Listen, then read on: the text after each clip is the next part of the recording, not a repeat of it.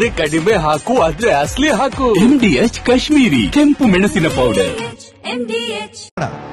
ಇದು ನಿಮ್ಮ ಧ್ವನಿ.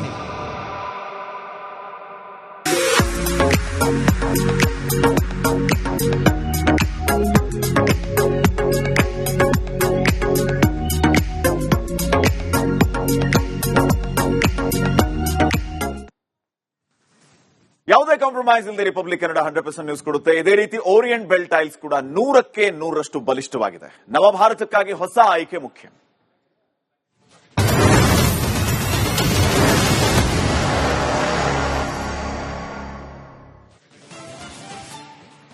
ಚಾಟಿ ಏಟು ಕಂಗಾಲಾದ ಶ್ರೀಸಾಮಾನ್ಯನ ಬೆಂಗಾವಲು. ವ್ಯವಸ್ಥೆಯ ಓರೆಕೋರೆಗೆ ಹಿಡಿದ ಕನ್ನಡಿ, ಸಮಸ್ಯೆಗಳ ವಿರುದ್ಧ ಎದ್ದ ಜನದನಿ. ಇದು ನಿಮ್ಮ ಧ್ವನಿ. ನಾನು ಶ್ರೀಪಾದ್ ಪಾಟೀಲ್. ವೀಕ್ಷಕರೇ, ತಲೆಗೆ ಸುರಕ್ಷತೆ ರಕ್ಷಾ ಕವಚ ಆಗಬೇಕಾಗಿದ್ದಂತಹ ಹೆಲ್ಮೆಟ್ ಕೇವಲ ಸಂಚಾರಿ ಪೊಲೀಸರ ಕಣ್ತಪ್ಪಿಸುವ ಅಸ್ತ್ರ ಆಯ್ತಾ? ಪ್ರಾಣ ಉಳಿಸಬೇಕಾದಂತಹ ರಕ್ಷಾ ಕವಚವೇ ಕೆಲವರ ನಿರ್ಲಕ್ಷ್ಯದಿಂದ ತಮ್ಮ ಪ್ರಾಣಕ್ಕೆ ಕುತ್ತು ತರ್ತಾ ಇದೆ. ಹಾಫ್ ಹೆಲ್ಮೆಟ್ ಬಳಸೋದು ಎಷ್ಟರ ಮಟ್ಟಿಗೆ ಸರಿ? ಈ ಹಾಫ್ ಹೆಲ್ಮೆಟ್ ನ ವಿಚಾರವಾಗಿ ನಾನಾ ರೀತಿಯ ಚರ್ಚೆಗಳಾಗ್ತಾ ಇದೆ. ಇದ್ರ ಬಗ್ಗೆನೇ ನಾವು ಇವತ್ತು ಅಭಿಯಾನ ಮಾಡಿದೀವಿ. ಹಾಫ್ ಹೆಲ್ಮೆಟ್ ಅನ್ನ ಬಳಸೋದು ಎಷ್ಟರ ಮಟ್ಟಿಗೆ ಸರಿ? ಆ ಹಾಫ್ ಹೆಲ್ಮೆಟ್ ಇಂದಾನೇ ಆಘಾತಗಳು ಹೆಚ್ಚಾಗ್ತಾ ಇದೆ, ಸಾವಿನ ಸಂಖ್ಯೆ ಹೆಚ್ಚಾಗ್ತಾ ಇದೆ. ಸರ್ಕಾರ ಈ ಸಂದರ್ಭದಲ್ಲಿ ಏನ್ ಮಾಡಬೇಕು? ಈ ಕುರಿತು ನಿಮ್ಮ ಅನಿಸಿಕೆಗಳನ್ನ ನಮ್ಮ ದೂರವಾಣಿ ನಂಬರ್ಗೆ ಕರೆ ಮಾಡಿ ತಿಳಿಸಬಹುದಾಗಿದೆ. ರಾಜಕೀಯ ಸುದ್ದಿಗಳು ಇದೆ, ಅದನ್ನು ಗಮನಿಸೋಣ. ಈಗ ಟಾಪ್ ಸ್ಟೋರೀಸ್. ಸಚಿವ ನಾಗೇಂದ್ರ ರಾಜೀನಾಮೆಗೆ ದೋಸ್ತಿ ಬಿಗಿ ಪಟ್ಟು ಹಿಡಿದು ಕುಳಿತಿದೆ ಇವತ್ತು ಸದನದಲ್ಲಿ. ಕಳಂಕಿತರಿಗೆ ಹೇಗೆ ನೀವು ಸಚಿವ ಸ್ಥಾನ ಕೊಡ್ತೀರಿ ಅನ್ನುವಂತ ಪ್ರಶ್ನೆಯನ್ನ ಮಾಡಿ ಸದನದ ಒಳಗೂ ಹೊರಗೂ ಫೈಟ್ ಜೋರಾಗಿತ್ತು ಇವತ್ತು ದೋಸ್ತಿಗಳಿಂದ. ರಾಜ್ಯದ ಹಲವು ಕಡೆ ಬಿಜೆಪಿ ಪ್ರೊಟೆಸ್ಟ್ ಕೂಡ ಮಾಡಿದೆ, ನಾಗೇಂದ್ರ ರಾಜೀನಾಮೆಯನ್ನ ಕೊಡಬೇಕು ಅಂತ ಹೇಳಿ. ಹಾಗಿದ್ರೆ ಇದಕ್ಕೆ ಆಡಳಿತದವರ ಉತ್ತರ ಏನು, ಏನೇನಾಯ್ತು ಅನ್ನೋದನ್ನ ನೋಡೋಣ. ಇನ್ನ ಮತ್ತೊಂದು ಕಡೆ ಆರ್ಎಸ್ಎಸ್ ಕಾಂಗ್ರೆಸ್ನ ಸಂಘರ್ಷ ತಾರಕಕ್ಕೇರಿದೆ. ಸಂಘದ ವಿರುದ್ಧ ಹರಿಪ್ರಸಾದ್ ಯತೀಂದ್ರ ವಿವಾದದ ಮಾತುಗಳನ್ನಾಡಿದ್ದಾರೆ. ಇದು ಆಕ್ರೋಶಕ್ಕೂ ಕಾರಣ ಆಗಿದೆ. ಆರ್ಎಸ್ಎಸ್ 1000 ಹೆಡೆಗಳ ವಿಷ ನಾಗರ ಹಾವು ಅಂತ ಯತೀಂದ್ರ ಹೇಳಿದ್ದಾರೆ. ಈ ಬಗ್ಗೆ ನೋಡ್ತಾ ಹೋಗೋಣ.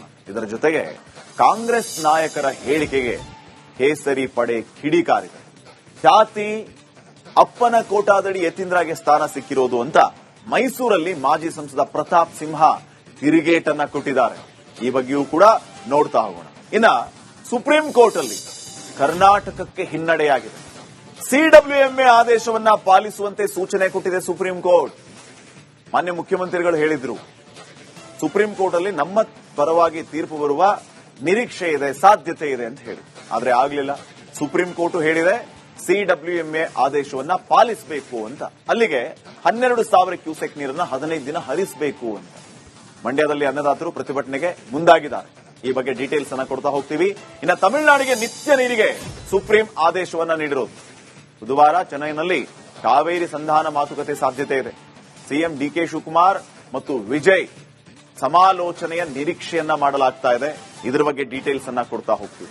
ಇನ್ನು ನೆಕ್ಸ್ಟ್, ವಿಧಾನಸಭೆಯಲ್ಲೂ ಕೂಡ ಹನೂರು ಶೂಟೌಟ್ ಕೋಲಾಹಲವನ್ನೇ ಸೃಷ್ಟಿ ಮಾಡಿತು.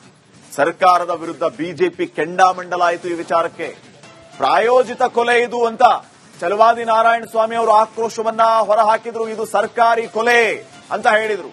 ಏನೇನ್ ನಡೀತು ಇವತ್ತು ಹೌಸ್ ಅಲ್ಲಿ ಅನ್ನೋದರ ಮಾಹಿತಿಯನ್ನ ಕೊಡ್ತೀವಿ. ಇದರ ಜೊತೆಗೆ ರಾಷ್ಟ್ರೀಯ ಬಿಜೆಪಿಯಲ್ಲಿ ಮಹತ್ವದ ಬದಲಾವಣೆ ಆಗಿದೆ ವೀಕ್ಷಕರೇ. 13 ಉಪಾಧ್ಯಕ್ಷರ ಪೈಕಿ 7 ಮಹಿಳೆಯರು ಖಜಾಂಚಿಯಾಗಿ ಪಿಯೂಷ್ ಗೋಯಲ್ ನೇಮಕ ಆಗಿದ್ದಾರೆ. ಯಾರ್ಯಾರಿಗೆ ಯಾವ್ಯಾವ ಸ್ಥಾನಮಾನ, ಏನೇನ್ ಜವಾಬ್ದಾರಿ ಸಿಕ್ಕಿದೆ ಅನ್ನೋದರ ಅಪ್ಡೇಟ್ಸ್ ಅನ್ನ ನಿಮ್ ಮುಂದೆ ಇಡ್ತಾ ಹೋಗ್ತೀವಿ. ಇನ್ನ ಒಂದೇ ಮಾತರಂ ಗೀತೆಗೆ ಅಪಮಾನದ ಆರೋಪ. ಸೋನಿಯಾ ಗಾಂಧಿ ವಿರುದ್ಧ ಮೈಸೂರಲ್ಲಿ ಪ್ರತಿಭಟನೆ ಜೋರಾಗಿದೆ. ಅವರೇ ನಮ್ ದೇಶದವರ? ಹಾಸನದಲ್ಲಿ ಕುಮಾರಸ್ವಾಮಿ ಅವರ ಪ್ರಶ್ನೆ ಇದು. ಸೋನಿಯಾ ಗಾಂಧಿ ವಿರುದ್ಧ ವಾಗ್ದಾಳಿ. ಇದ್ರ ಬಗ್ಗೆ ಡೀಟೇಲ್ಸ್ ಅನ್ನ ಕೊಡ್ತಾ ಹೋಗ್ತೀವಿ. ಇನ್ನ ನೈಸ್ ರಸ್ತೆ ಹೆಸರಲ್ಲಿ ಲೂಟಿ ಮಾಡ್ತಾ ಇದೆಯಾ ಸರ್ಕಾರ? 3 ದಶಕಗಳಿಂದ ರೈತರಿಗೆ ಇನ್ನೂ ಸೂಕ್ತ ಪರಿಹಾರ ಸಿಕ್ಕಿಲ್ಲ. ಅಕ್ರಮ ಟೋಲ್ ನಿರ್ಮಿಸಿ ಜನರಿಂದ ವಸೂಲಿ ಮಾಡುವಂತ ಕೆಲಸ ಆಗ್ತಾ ಇದೆ ಅಂತ ಜೆಡಿಎಸ್ ಪ್ರಹಾರವನ್ನ ಮಾಡಿ. ಈ ಬಗ್ಗೆ ಡೀಟೇಲ್ಸ್ ಅನ್ನ ಕೊಡ್ತಾ ಹೋಗ್ತೀವಿ. ಇದರ ಜೊತೆಗೆ ಕೊಲೆ ಆರೋಪಿ ದರ್ಶನ್ಗೆ ಮತ್ತೆ ಬಿಗ್ ಶಾಕ್ ಎದುರಾಗಿದೆ. ಖುದ್ದು ಹಾಜರಿಗೆ ಕೋರಿದ್ದ ಅರ್ಜಿ ವಜಾ. ಆರೋಪಿಗಳ ಭೇಟಿಗೆ ವಕೀಲರಿಗೆ ಅವಕಾಶ.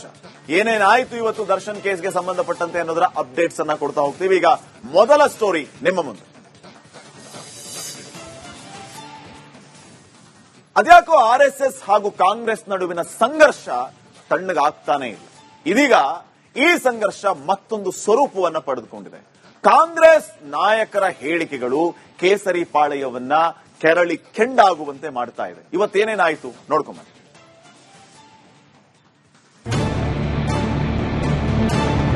There is no difference between, because it is an unregistered organization. ಯಹೂದ ಬಾಯಿಗೆ ಭಗವದ್ಗೀತೆ ಅಲ್ಲ, ರಾಕ್ಷಸ ಬಾಯಿಗೆ ಭಗವದ್ಗೀತೆ ಕೇಳ್ದಂಗಾಗಿದೆ. ಈ RSS ಹೀನ ಮನಸ್ಥಿತಿಯನ್ನ ನಾವು ಖಂಡಿಸಬೇಕು. ಕಲಬುರಗಿಯಲ್ಲಿ ಒಬ್ಬ ಅಧಿಕ ಪ್ರಸಂಗಿ, ಮೈಸೂರಲ್ಲಿ ಇನ್ನೊಬ್ಬ ಅಧಿಕ ಪ್ರಸಂಗಿ ನೀವು ಹಾಕ್ಬೇಡಿ. ಈ RSS ಅನ್ನೋದಿದೆಯಲ್ಲ 1000 ಹೆಡೆಗಳಿರುವಂತಹ ವಿಷನಾಗ. ಉಗ್ರ ಸಂಘಟನೆಗಳ ಜೊತೆ RSS ಹೋಲಿಸಿದ ಕಾಂಗ್ರೆಸ್. ಕೆಪಿಸಿಸಿ ಅಧ್ಯಕ್ಷ ಬಿಕೆ ಹರಿಪ್ರಸಾದ್ ಹೇಳಿಕೆಗೆ ಬಿಜೆಪಿ ಕೆಂಡ. ರಾಜ್ಯದಲ್ಲಿ ಸದ್ಯಕ್ಕೆ RSS ವರ್ಸಸ್ ಕಾಂಗ್ರೆಸ್ ನಡುವಿನ ಸಂಘರ್ಷ ದಿನದಿಂದ ದಿನಕ್ಕೆ ತೀವ್ರ ಸ್ವರೂಪ ಪಡೆಯುತ್ತಲೇ ಇದೆ. ಗೃಹ ಸಚಿವ ಪ್ರಿಯಾಂಕ್ ಖರ್ಗೆ ಬೆನ್ನಲ್ಲೇ ಇದೀಗ ಕೆಪಿಸಿಸಿ ಅಧ್ಯಕ್ಷ ಬಿಕೆ ಹರಿಪ್ರಸಾದ್ ಕೂಡ RSS ವಿರುದ್ಧ ಗಂಭೀರ ಆರೋಪ ಮಾಡಿದ್ದಾರೆ. ಜೈಷ್ ಎ ಮೊಹಮ್ಮದ್, ತಾಲಿಬಾನ್ ಈ ಎಲ್ಲ ಸಂಘಟನೆಗಳು ನೋಂದಣಿ ಮಾಡಿಕೊಂಡಿಲ್ಲ. ಈ ಸಂಘಟನೆಗಳು ಈ ದೇಶದಲ್ಲಿ ನೋಂದಣಿಯಾಗಿಲ್ಲ. ಹೀಗಾಗಿ RSSಗೂ ಇವುಗಳಿಗೂ ಯಾವುದೇ ವ್ಯತ್ಯಾಸವಿಲ್ಲ ಎಂದಿದ್ದಾರೆ. There is no difference between, because it is an unregistered organization. Jaish-e-Mohammed, Taliban, all these organizations are unregistered. There is no difference between Jaish-e-Mohammed, Taliban and RSS, because all the three are not registered in this country. BK Hariprasad ಹೇಳಿಕೆಗೆ ಕೇಸರಿ ನಾಯಕರು ಕೆರಳಿ ಕೆಂಡವಾಗಿದ್ದು ಕಾಂಗ್ರೆಸ್ ವಿರುದ್ಧ ಹರಿಹಾಯ್ದಿದ್ದಾರೆ. ಶಾಸಕ ಯತ್ನಾಳ್ ಹಾಗೂ Abhay Patil ಪ್ರತಿಕ್ರಿಯಿಸಿದ್ದು BK Hariprasad ವಿರುದ್ಧ ಕಿಡಿಕಾರಿದ್ದಾರೆ. ಇಲ್ಲೇ ಪಂಥ ಸಂಚಲನಾಗಲಿ ಮತ್ತು ಅವರು ನಡೆಸುತ್ತಿರುವಂತಹ ಶಾಖೆಗಳಲ್ಲಾಗಲಿ ಎಂದೂ ಸಹ ಗಲಾಟೆ ಆಗಲಿ ಯಾವುದೇ ರೀತಿಯ ಕೋಮು ಘರ್ಷಣೆ ಆಗಲಿ ಆಗಿಲ್ಲ. ಯಾಕೆ ಹೀಗೆ ಮಾತಾಡ್ತಾರೆ ಏನೋ, ಬಹುಶಃ RSS ಬಗ್ಗೆ ಮಾತಾಡಿದ್ರೆ ಕಾಂಗ್ರೆಸ್ ನಲ್ಲಿ ಪ್ರಮೋಷನ್ ಸಿಗ್ತದೆ ಅಂತ ಹೇಳಿ ರಾಹುಲ್ ಗಾಂಧಿಗೆ ಅಲ್ಲೊಂದು ದೇಶದಲ್ಲಿ ರಾಹುಲ್ ಗಾಂಧಿ ಹರಿಪ್ರಸಾದ್ ಅವ್ರ ಕಡೆಯಿಂದ ಸರ್ಟಿಫಿಕೇಟ್ ನಮಗೆ ಬೇಕಾಗಿಲ್ಲ.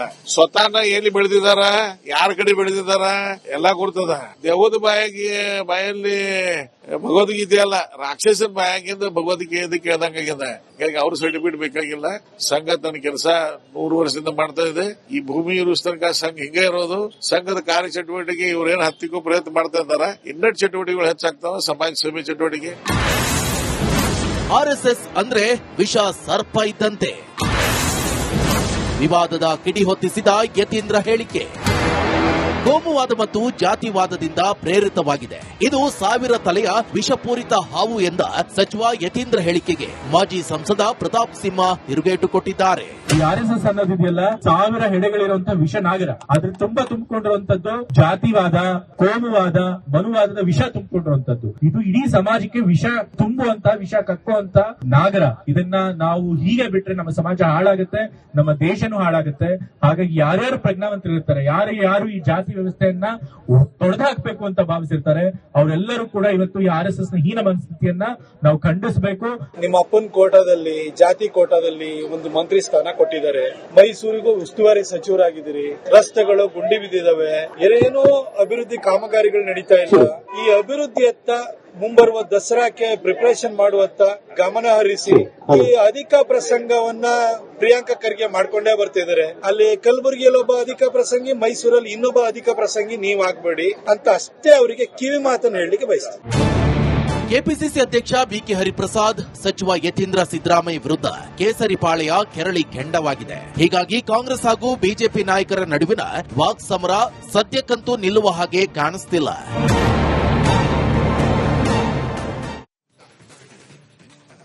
ನೋಡಿ, ಪರಿಸ್ಥಿತಿ RSS ವರ್ಸಸ್ ಕಾಂಗ್ರೆಸ್ ಅನ್ನುವಂತಹ ಪರಿಸ್ಥಿತಿಗೆ ಕಾರಣ ಆಗ್ತಾ ಇದೆ. RSS ವಿರುದ್ಧ ಕಾಂಗ್ರೆಸ್ ಬಿಟ್ಟು ಬಿಡದೆ ವಾಗ್ದಾಳಿಯನ್ನು ನಡೆಸ್ತಾ ಇದೆ. RSS ನೋಂದಣಿಯ ಬಗ್ಗೆ ಪ್ರಶ್ನೆಗಳ ಸುರಿಮಳೆಯನ್ನೇ ಸುರಿಸ್ತಾ ಇದೆ ಕಾಂಗ್ರೆಸ್. ನೋಂದಣಿ ಯಾಕಾಗಿಲ್ಲ, ಯಾಕೆ ಆಗಬಾರದು, ಕಾನೂನಿನ ವ್ಯಾಪ್ತಿಯಲ್ಲಿ ಆಗ್ಬೇಕಲ್ವಾ ಅನ್ನುವಂಥ ಪ್ರಶ್ನೆಗಳನ್ನ ಮಾಡ್ತಾ ಇದೆ. RSS ನ ವಿಚಾರವಾಗಿ ಬಿಕೆ ಹರಿಪ್ರಸಾದ್, ಯತೀಂದ್ರ ಕಿಡಿಕಾರಿದ್ದಾರೆ. ಅವ್ರು ಹೇಳ್ತಾ ಇರೋದೇನು ಅಂತಂದ್ರೆ, RSS, ಜೈಷ್ ಎ ಮೊಹಮ್ಮದ್, ತಾಲಿಬಾನ್ ಈ ಎಲ್ಲ ಸಂಘಟನೆಗಳು ನೋಂದಣಿಯನ್ನ ಮಾಡಿಕೊಂಡಿಲ್ಲ. RSSಗೂ ಇವುಗಳಿಗೂ ಯಾವುದೇ ರೀತಿಯ ವ್ಯತ್ಯಾಸ ಇಲ್ಲ ಅಂತ ಹರಿಪ್ರಸಾದ್ ಮಾತಾಡಿರೋದು ಈಗ ಆಕ್ರೋಶಕ್ಕೆ ಕಾರಣ ಆಗ್ತಾ ಇದೆ.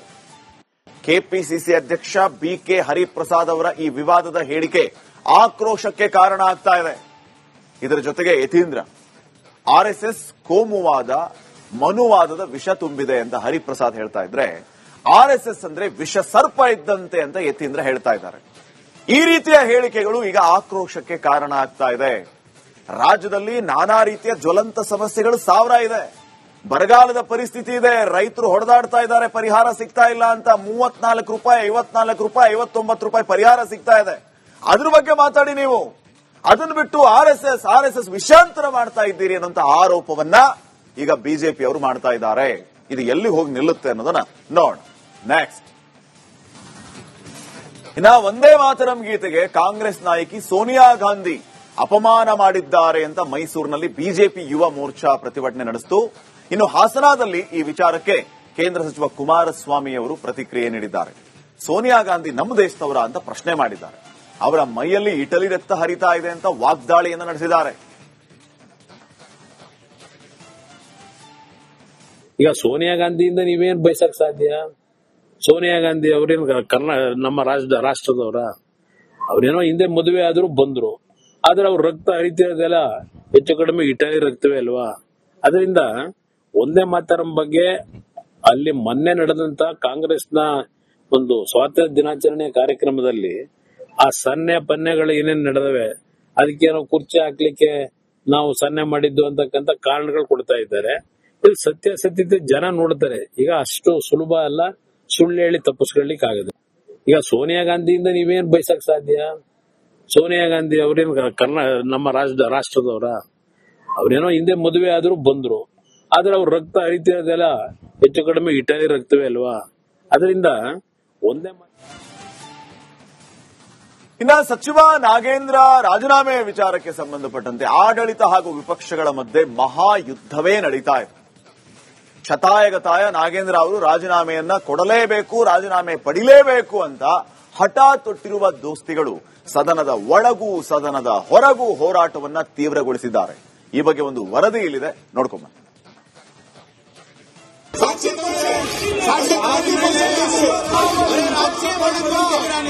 ಹಣ 187 ಕೋಟಿ ಲೂಟಿ ಆಗಿರೋದು ಈ ಸದನದಲ್ಲಿ ಒಪ್ಪಿಗೆ ಆಗಿದೆ. ಸಚಿವ ನಾಗೇಂದ್ರ ರಾಜೀನಾಮೆಗೆ ದೋಸ್ತಿ ಬಿಗಿಪಟ್ಟು. ಸದನದ ಒಳಗೆ ಹೊರಗೆ ಜೋರಾಯಿತು ಹೋರಾಟ. ಕಲಾಪ ನಡೆಸೋಕೆ ಬಿಡಲ್ಲ ಎಂದು ವಿಪಕ್ಷ ವಾರ್.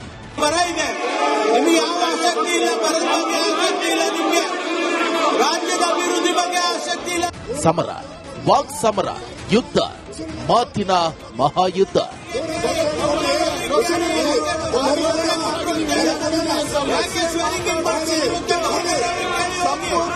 ರಾಜ್ಯ ರಾಜಕಾರಣದಲ್ಲಿ ವಾಲ್ಮೀಕಿ ಅಭಿವೃದ್ಧಿ ಹಗರಣ ಮತ್ತೆ ಸದ್ದು ಮಾಡುತ್ತಿದೆ.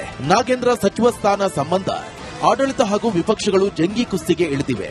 ವಾಲ್ಮೀಕಿ ಅಭಿವೃದ್ಧಿ ನಿಗಮ ಹಗರಣದ ಆರೋಪಿ ನಾಗೇಂದ್ರಗೆ ಡಿಕೆ ಶಿವಕುಮಾರ್ ಸಂಪುಟದಲ್ಲಿ ಸ್ಥಾನ ನೀಡಿರುವುದು ದೋಸ್ತಿಗಳ ಕಣ್ಣು ಕೆಂಪಾಗಿಸಿದ್ದು, ನಾಗೇಂದ್ರ ರಾಜೀನಾಮೆಗೆ ಆಗ್ರಹಿಸಿ ಹೋರಾಟ ತೀವ್ರಗೊಳಿಸಿದೆ. ಇಂದು ವಿಧಾನಸಭೆಯಲ್ಲಿ ನಾಗೇಂದ್ರ ರಾಜೀನಾಮೆ ಕೂಗು ಎಬ್ಬಿಸಿದ್ದು, ಆಡಳಿತ ವಿಪಕ್ಷಗಳ ಮಧ್ಯೆ ಮಾತಿನ ಮಹಾಯುದ್ಧವೇ ನಡೆದಿದೆ.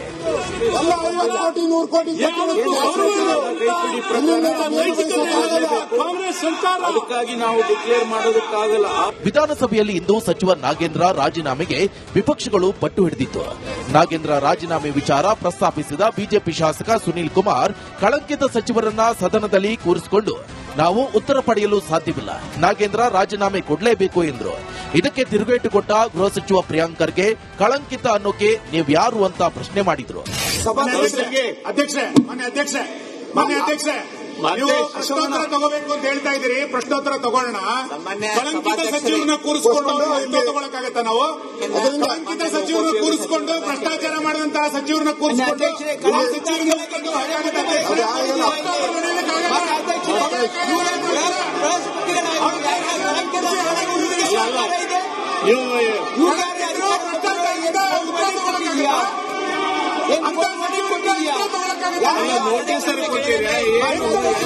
ಸುನಿಲ್ ಮಾತಿಗೂ ಧ್ವನಿಗೂಡಿಸಿದ ವಿಪಕ್ಷ ನಾಯಕ ಅಶೋಕ್ 187 ಕೋಟಿ ಹಗರಣದಲ್ಲಿ ಇದೇ ವ್ಯಕ್ತಿ ಹಿಂದೆ ರಾಜೀನಾಮೆ ನೀಡಿದ್ರು.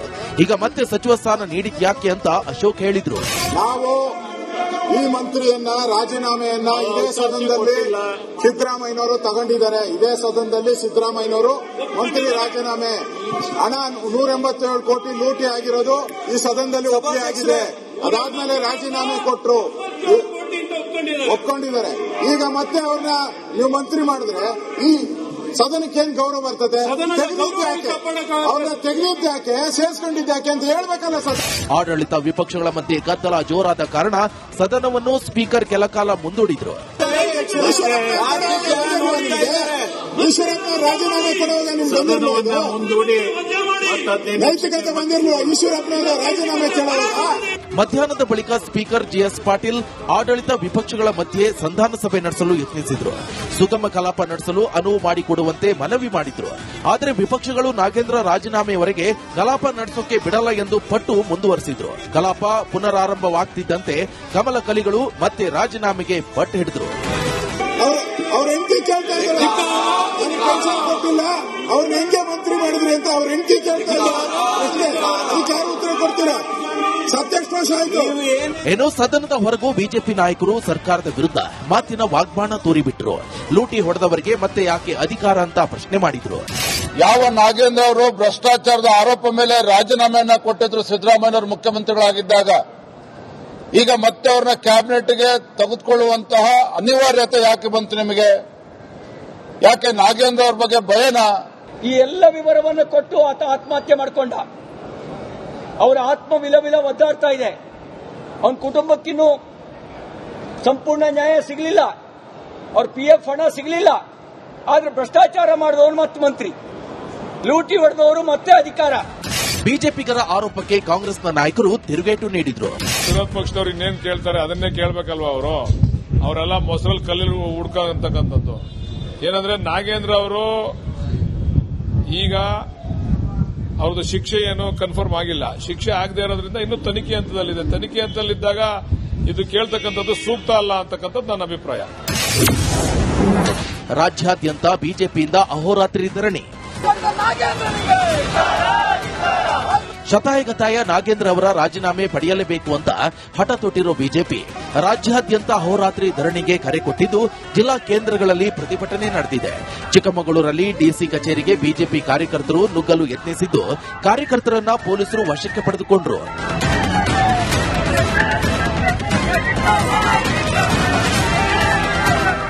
ಇನ್ನು ವಿಜಯನಗರ, ಮಂಡ್ಯ, ಕೋಲಾರ, ಮೈಸೂರು, ಶಿವಮೊಗ್ಗ ಸೇರಿದಂತೆ ಎಲ್ಲ ಜಿಲ್ಲಾ ಕೇಂದ್ರಗಳಲ್ಲಿ ಬಿಜೆಪಿ ಪ್ರತಿಭಟನೆ ನಡೆಸಿದೆ. ಒಟ್ಟಾರೆ ನಾಗೇಂದ್ರ ರಾಜೀನಾಮೆಗೆ ವಿಪಕ್ಷಗಳ ಆಗ್ರಹ ಜೋರಾಗ್ತಿದ್ದು, ವಿಪಕ್ಷಗಳ ಹೋರಾಟ ಯಾವ ಸ್ವರೂಪ ಪಡೆಯುತ್ತೋ ಕಾದು ನೋಡಬೇಕು. ಮಂತ್ರಿ ರಾಜೀನಾಮೆ ಹಣ 187 ಕೋಟಿ ಲೂಟಿ ಆಗಿರೋದು ಈ ಸದನದಲ್ಲಿ ಒಪ್ಪಿಗೆ ಆಗಿದೆ. ಈಗ ವಾಲ್ಮೀಕಿ ಅಭಿವೃದ್ಧಿ ನಿಗಮದಲ್ಲಿ ಹಗರಣದ ವಿಚಾರ ಏನು ಬೆಳಕಿಗೆ ಬಂತು, ಅವಾಗಿಂದ ನಾಗೇಂದ್ರ ವಿರುದ್ಧ ಆಕ್ರೋಶ ಹೆಚ್ಚಾಯಿತು. ಇವನ್ ರಾಜೀನಾಮೆ ಪಡೆದ್ರು. ಈಗ ಮತ್ತೆ ಅವರನ್ನ ಸಚಿವರನ್ನಾಗಿ ಮಾಡಿರೋದೇ ಇಷ್ಟೆಲ್ಲ ಆಕ್ರೋಶಕ್ಕೆ ಕಾರಣ ಆಗ್ತಾ ಇದೆ. 2024ರಲ್ಲಿ ವಾಲ್ಮೀಕಿ ಅಭಿವೃದ್ಧಿ ನಿಗಮದಲ್ಲಿ ಹಗರಣದ ವಿಚಾರ ಬೆಳಕಿಗೆ ಬಂತು. ವಿವಿಧ ಯೋಜನೆಗಳಿಗೆ ಮೀಸಲಿಟ್ಟಿದ್ದಂತಹ 187 ಕೋಟಿ ಹಣ ಅಧ್ಯಕ್ಷರ ಗಮನಕ್ಕೆ ಬಾರದೆ ವಿವಿಧ ಖಾತೆಗಳಿಗೆ ಹಣ ವರ್ಗ ಆಗಿದ್ದು, ಅಧಿಕಾರಿ ಚಂದ್ರಶೇಖರನ್ ಆತ್ಮಹತ್ಯೆಯ ಬಳಿಕ ಈ ಪ್ರಕರಣ ಬೆಳಕಿಗೆ ಬಂತು. ಆತ್ಮಹತ್ಯೆಗೂ ಮುನ್ನ ಡೆತ್ ನೋಟ್ನಲ್ಲಿ ಎಲ್ಲಾ ವಿಚಾರಗಳನ್ನ, ಹಗರಣದ ವಿವರವನ್ನ ಬರೆದಿಟ್ಟಿದ್ದು ಆ ಅಧಿಕಾರಿ. 2024ರ ಜೂನ್ನಲ್ಲಿ ಸಚಿವ ಸ್ಥಾನಕ್ಕೆ ನಾಗೇಂದ್ರ ರಾಜೀನಾಮೆಯನ್ನ ಕೊಡಬೇಕಾಗಿ ಬಂತು. ಅದಕ್ಕಿಂತ ಮೊದಲು ಅಂದ್ರೆ ಈ ಹಗರಣ ಬೆಳಕಿಗೆ ಬಂದ ನಂತರದ ದಿನದಿಂದ ರಾಜೀನಾಮೆ ಕೊಡೋವರೆಗೂ ಈ ಗ್ಯಾಪ್ ಅಲ್ಲಿ ಏನೆಲ್ಲ ಬೆಳವಣಿಗೆ ಆಯಿತು, ವಾಲ್ಮೀಕಿ ನಿಗಮದ ಅಭಿವೃದ್ಧಿ ಹಣ ಎಲ್ಲೆಲ್ಲಿ ಹೋಯಿತು, ಏನೇನಾಯಿತು, ಇವನ್ ಇಲೆಕ್ಷನ್ ಖರ್ಚು ಮಾಡಿದ್ದಾರೆ ಅನ್ನುವಂತ ಆರೋಪವು ಕೇಳಿ ಬಂತು. ಅದಾದ್ಮೇಲೆ ರಾಜೀನಾಮೆ ಕೊಟ್ಟರು. ಈಗ ಮತ್ತೆ ಅವರನ್ನ ಹೆಂಗ್ ಸಚಿವರನ್ನಾಗಿ ಮಾಡಿದ್ರಿ ನೀವು? ಕಳಂಕಿತರನ್ನ ಹೆಂಗ್ ಸಚಿವರನ್ನಾಗಿ ಮಾಡಿದ್ರಿ ಅನ್ನೋದು ವಿಪಕ್ಷಗಳ ಪ್ರಶ್ನೆ ಆಗಿದೆ. ವಿಪಕ್ಷಗಳು ಪಟ್ಟು ಹಿಡಿದು ಕುಳಿತವೆ. ಅವರು ರಾಜೀನಾಮೆ ಕೊಡೋವರೆಗೂ ನಾವು ಸುಮ್ಮನೆ ಇರಲ್ಲ. ಕಳಂಕಿತ ಸಚಿವರನ್ನ ಕೂರಿಸಿ ಸದನ ಹೇಗ್ ನಡೆಸ್ತೀರಿ ಅಂತ ಪ್ರಶ್ನೆ ಮಾಡ್ತಾ ಇದ್ದಾರೆ. ಸೊ ತನಿಖೆ ನಡೆಸಿ ಚಾರ್ಜ್ ಶೀಟ್ ಸಲ್ಲಿಸಿದ್ದಾರೆ ಸಿಬಿಐ, ಇಡಿ ಅವರು. ಮುಂದೇನಾಗುತ್ತೆ? ಈ ವಿಪಕ್ಷದವರು ಏನು ಈಗ ಸದ್ಯಕ್ಕೆ ಬಿಗಿಪಟ್ಟು ಹಿಡಿದು ಕುಳಿತಿದ್ದಾರೆ, ಇದಕ್ಕೆ ಸರ್ಕಾರದ ಉತ್ತರ ಏನಾಗಿರುತ್ತೆ ನೋಡೋಣ.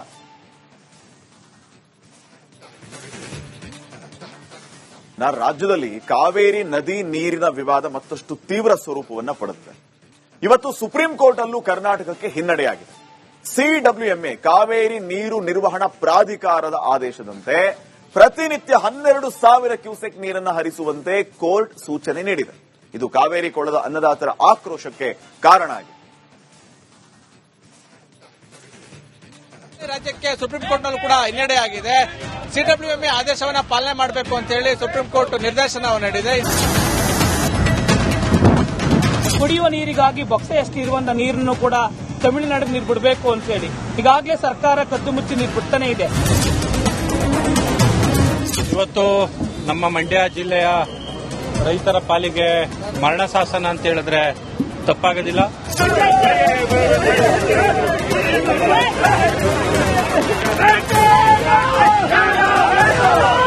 ಮಳೆ ಕಡಿಮೆ ಆಗಿದೆ, ಇನ್ಫ್ಲೋ ಕಡಿಮೆ ಆಗ್ತಾ ಇದೆ. ಕಾವೇರಿ ನದಿ ನೀರು ಹಂಚಿಕೆ ವಿವಾದ, ಸಿಡಬ್ಲ್ಯೂಎಂಎ ಆದೇಶ ಪಾಲಿಸಲು ಸುಪ್ರೀಂ ಸೂಚನೆ. ರಾಜ್ಯದಲ್ಲಿ ಬರಗಾಲದ ಛಾಯೆ ಆವರಿಸಿದೆ. ಮಳೆ ಇಲ್ಲದೆ ರೈತರು ಕಂಗಾಲಾಗಿದ್ದಾರೆ. ಇದರ ನಡುವೆ ಕಾವೇರಿ ನದಿ ನೀರು ಹಂಚಿಕೆ ವಿವಾದ ಅನ್ನದಾತರನ್ನ ಮತ್ತಷ್ಟು ಸಂಕಷ್ಟಕ್ಕೆ ಸಿಲುಕಿಸಿದೆ. ತಮಿಳುನಾಡಿಗೆ ನೀರು ಹರಿಸದಂತೆ ಕಾವೇರಿ ಕೊಳ್ಳದ ರೈತರು ರೋಷಾಗ್ನಿ ಹೊರಹಾಕಿದ್ದಾರೆ. ಆದರೆ ಈ ವಿಚಾರದಲ್ಲಿ ಸುಪ್ರೀಂ ಕೋರ್ಟ್ನಲ್ಲೂ ಕರ್ನಾಟಕಕ್ಕೆ ಹಿನ್ನಡೆಯಾಗಿದೆ. ಸಿಡಬ್ಲ್ಯೂಎಂಎ ಆದೇಶ ಪಾಲಿಸುವಂತೆ ಸುಪ್ರೀಂ ಸೂಚಿಸಿದೆ. ಪ್ರತಿನಿತ್ಯ 12,000 ಕ್ಯೂಸೆಕ್ ನೀರು 15 ದಿನ ಹರಿಸಲು ಸೂಚಿಸಿ ವಿಚಾರಣೆಯನ್ನ ಒಂದು ವಾರ ಸುಪ್ರೀಂ ಕೋರ್ಟ್ ಮುಂದೂಡಿದೆ.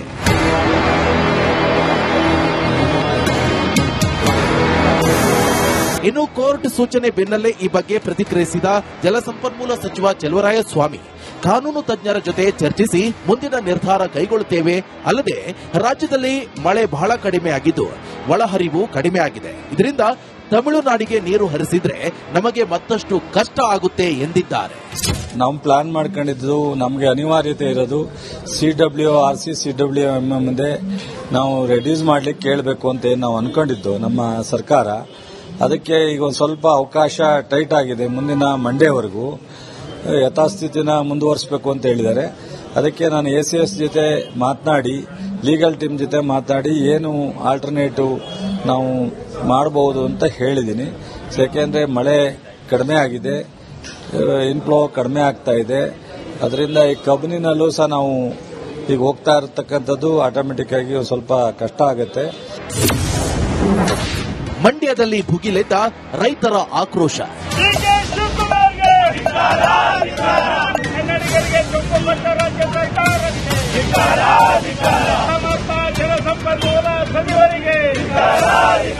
ತಮಿಳುನಾಡಿಗೆ ನೀರು ಹರಿಸುವಂತೆ ಸುಪ್ರೀಂ ಕೋರ್ಟ್ ಸೂಚನೆ ಬೆನ್ನಲ್ಲೇ ಮಂಡ್ಯದಲ್ಲಿ ರೈತರ ಆಕ್ರೋಶ ಸ್ಫೋಟಗೊಂಡಿದೆ.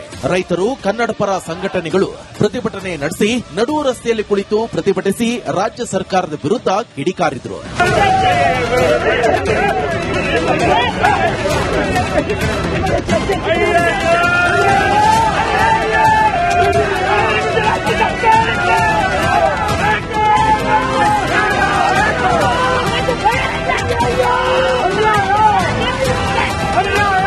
ಸುಪ್ರೀಂನಲ್ಲಿ ವಾದ ಮಂಡಿಸಲು ರಾಜ್ಯ ಸರ್ಕಾರ ವಿಫಲ ಆಗಿದೆ ಅಂತ ರೈತರು ವಾಗ್ದಾಳಿ ನಡೆಸಿದ್ರು. ಯಾವುದೇ ಕಾರಣಕ್ಕೂ ತಮಿಳುನಾಡಿಗೆ ನೀರು ಹರಿಸದಂತೆ ಆಗ್ರಹಿಸಿದ್ರು. ಆರ್ಡರ್ ಬಂದಿತ್ತು, ಅದನ್ನ ಇವತ್ತು ಸುಪ್ರೀಂ ಕೋರ್ಟ್ ಎತ್ತಿಡಿದಿರೋದು ನಮ್ಮ ಮಂಡ್ಯ ಜಿಲ್ಲೆಯ ರೈತರ ಪಾಲಿಗೆ ಮರಣ ಶಾಸನ ಅಂತ ಹೇಳೋದಕ್ಕೆ ಇಷ್ಟಪಡ್ತೇನೆ. ಇವತ್ತು ಅದರ ವಿರುದ್ಧ ನಮ್ಮ ಭಾರತೀಯ ಜನತಾ ಪಾರ್ಟಿ ನಾವು ಪ್ರತಿಭಟನೆಯನ್ನ ಮಾಡ್ತಾ ಇದ್ದೇವೆ. ಯಾವುದೇ ಕಾರಣಕ್ಕೂ ಈ ಸರ್ಕಾರ DK ಶಿವಕುಮಾರ್ ರಾಜೀನಾಮೆ ಕೊಟ್ಟರೂ ಪರವಾಗಿಲ್ಲ, ಯಾವುದೇ ಕಾರಣಕ್ಕೂ ತಮಿಳುನಾಡಿಗೆ ನೀರು ಬಿಡಬಾರದು ಅಂತೇಳಿ ನಾವು ಸಮಯದಲ್ಲಿ ಒತ್ತಾಯವನ್ನ ಮಾಡ್ತೇವೆ. ಕುಡಿಯುವ ನೀರಿಗಾಗಿ ಬೊಕ್ಸೆಯಷ್ಟು ಇರುವಂತಹ ನೀರನ್ನು ಕೂಡ ತಮಿಳುನಾಡಿಗೆ ನೀರು ಬಿಡಬೇಕು ಅಂತ ಹೇಳಿ ಈಗಾಗಲೇ ಸರ್ಕಾರ ಕದ್ದು ಮುಚ್ಚಿ ನೀರು ಬಿಡ್ತಾನೆ ಇದೆ. ತಮಿಳು ಕಬಿನಿಯಿಂದ 12,000 ಕ್ಯೂಸೆಕ್ ಹೆಚ್ಚುವರಿ ನೀರು ಹೋಗ್ತಾನೆ ಇದೆ.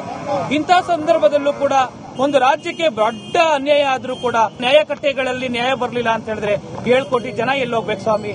ನಿಜವಾಗ್ಲೂ ಇದು ತೀರ ಖಂಡನೀಯವಾದಂತ ಆದೇಶ. ಈ ಆದೇಶವನ್ನ ಒಪ್ಕೊಳ್ಳೋಕೆ ಸಾಧ್ಯನೇ ಇಲ್ಲ. ಇನ್ನು ಇದರ ನಡುವೆ ಬುಧವಾರ ಚೆನ್ನೈನಲ್ಲಿ ದಕ್ಷಿಣ ಭಾರತದ ಸಿಎಂಗಳ ಜೊತೆ ಅಮಿತ್ ಶಾ ಸಭೆ ಇದೆ. ಇದರಲ್ಲಿ ಕರ್ನಾಟಕ, ತಮಿಳುನಾಡು ಸಿಎಂಗಳು ಭಾಗಿಯಾಗಲಿದ್ದು ಆಗ ಕಾವೇರಿ ವಿಚಾರ ಚರ್ಚೆ ಮಾಡುವ ಸಾಧ್ಯತೆ ಇದೆ ಎನ್ನಲಾಗ್ತಿದೆ. ಇನ್ನ ಹನೂರು ಶೂಟೌಟ್ ಪ್ರಕರಣ ವಿಧಾನಸಭೆಯಲ್ಲೂ ಕೂಡ ಭಾರಿ ಸದ್ದು ಮಾಡಿತು. ರಾಜ್ಯ ಸರ್ಕಾರದ ವಿರುದ್ಧ ವಿಪಕ್ಷಗಳು ಮುಗಿಬಿದ್ದು ಆಕ್ರೋಶವನ್ನ ಹೊರಹಾಕಿದವೆ. ವಿಪಕ್ಷಗಳ ಪ್ರಶ್ನೆಗಳಿಗೆ ಅರಣ್ಯ ಸಚಿವರು ಕೊಟ್ಟಂತಹ ಉತ್ತರ ಏನು ನೋಡ್ಕೊಂಬನ್ನಿ.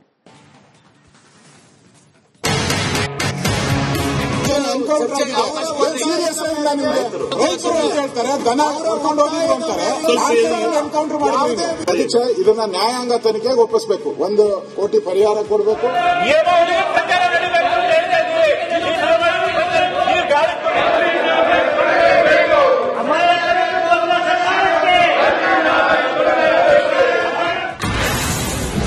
ಸದನದಲ್ಲಿ ಸದ್ದು ಮಾಡಿದ ಹನೂರು ಶೂಟೌಟ್ ಪ್ರಕರಣ. ಸರ್ಕಾರದ ವಿರುದ್ಧ ಮುಗಿಬಿದ್ದ ವಿಪಕ್ಷದ ಸದಸ್ಯರು. ಇಂದು ವಿಧಾನಸಭೆ ಕಲಾಪ ಶುರುವಾಗುತ್ತಿದ್ದಂತೆ ಚಾಮರಾಜನಗರ ಜಿಲ್ಲೆಯ ಹನೂರಿನಲ್ಲಿ ನಡೆದಿದ್ದ ಶೂಟೌಟ್ ಪ್ರಕರಣ ಭಾರಿ ಸದ್ದು ಮಾಡಿತ್ತು. ರಾಜ್ಯ ಸರ್ಕಾರದ ವಿರುದ್ಧ ಬಿಜೆಪಿ ಸದಸ್ಯರು ಆಕ್ರೋಶ ಹೊರಹಾಕಿದ್ರು. ಈ ವೇಳೆ ಸದನದಲ್ಲಿ ಕೋಲಾಹಲವೇ ಸೃಷ್ಟಿಯಾಯಿತು.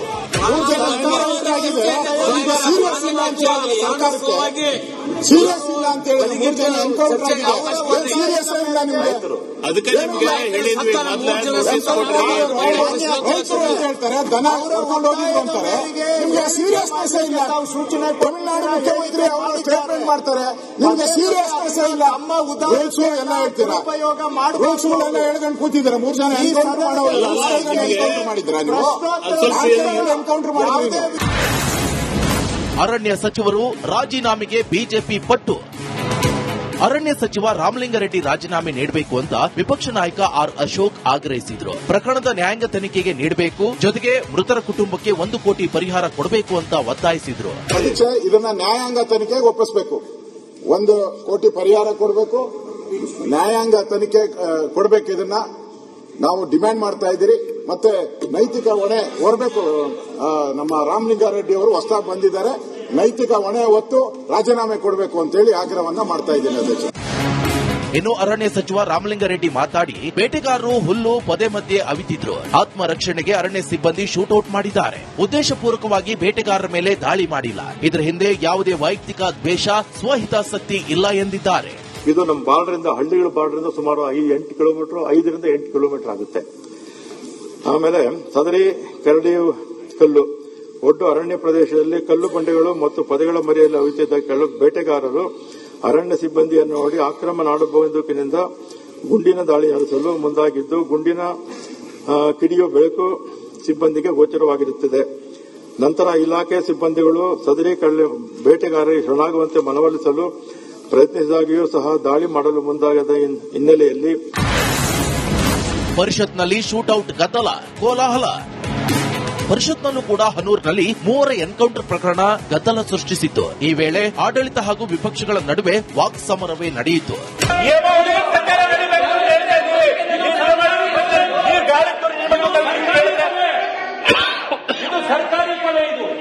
ಸರ್ಕಾರಿ ಕೊಲೆ ಯಾವುದು ಕರ್ತಕ್ಕೆ ಹೋಗಬಾರ್ದು, ಇದ್ಯಾವುದು ಕರ್ತಕ್ಕೆ ಹೋಗಬಾರ್ದು. ಮಾಧ್ಯಮದ ಕೂಡ ಸರ್ಕಾರ ಮಾಡಿಲ್ಲ, ಯಾರು ಆದೇಶ ಕೊಟ್ಟಿಲ್ಲ ಸರ್ಕಾರದಿಂದ, ಯಾರು ಅದನ್ನು ಯಾಕೆ ನೀವು ಕಂಟ್ರೋಲ್ ಮಾಡಿಲ್ಲ? ಅವರು ಸಮುದಾಯಕ್ಕೆ ಕೇಳಿ. ಅಧ್ಯಕ್ಷರೇ,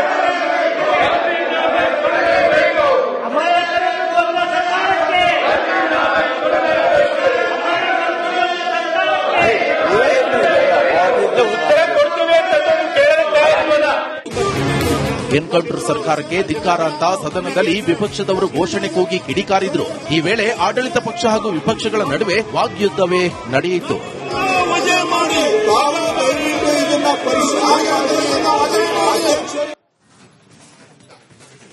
ಹೊತ್ತಿ ಉರಿದಿದ್ದ ಹನೂರು ಇವತ್ತು ಶಾಂತ ಆಗಿತ್ತು.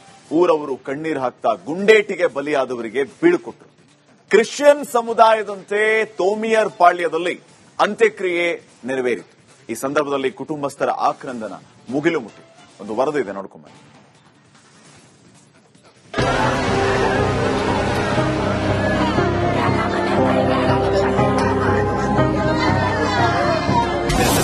ಹನೂರು ಶಾಂತ, ಮಣ್ಣಲ್ಲಿ ಮಣ್ಣಾದ 3.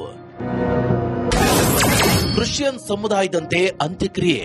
நீர் மடியாரை உயிர்ப்பித்து இவருக்கு பேரொளி தரும் அந்த நாள் வரை இவர்கள் இக்கல்லறையில் அமைதியுடன் துயில் கொண்டு ಚಾಮರಾಜನಗರದಲ್ಲಿ ಅರಣ್ಯ ಇಲಾಖೆಯ ಗುಂಡಿನ ದಾಳಿಗೆ 3 ಸಾವನ್ನಪ್ಪಿದ ಪ್ರಕರಣ ಎಲ್ಲರನ್ನ ಬೆಚ್ಚಿ ಬೀಳಿಸಿತ್ತು. ಕಳ್ಳ ಬೇಟೆಗೆ ಹೋದವರ ಮೇಲೆ ಗುಂಡಿನ ದಾಳಿ ಮಾಡಲಾಗಿದೆ ಅಂತ ಅರಣ್ಯ ಇಲಾಖೆ ಹೇಳಿತ್ತು. ಗುಂಡಿನ ದಾಳಿಗೆ ಬಲಿಗೈದ ಸಿಬ್ಬಂದಿ ವಿರುದ್ಧ ಜನರು ಸಿಟ್ಟಿಗೆದ್ದು ಅರಣ್ಯ ಇಲಾಖೆ ಕಚೇರಿಯನ್ನ ಪುಡಿ ಪುಡಿ ಮಾಡಿದ್ರು. ಸರ್ಕಾರದ ಮುಂದೆ ಬೇಡಿಕೆ ಇಟ್ಟು ಹೋರಾಟಕ್ಕಿಳಿದ್ರು. ಆದರೆ ಅವರ ಬೇಡಿಕೆಗೆ ಸರ್ಕಾರ ಒಪ್ಪಿಕೊಂಡಂತೆ ಪ್ರತಿಭಟನೆ ಶಾಂತ ರೀತಿಗೆ ತಿರುಗಿದೆ. ಊರವರು 3 ಮೃತದೇಹವನ್ನ ತವರಿಗೆ ತಂದು ಅಂತ್ಯಕ್ರಿಯೆ ಮಾಡಿದ್ದಾರೆ.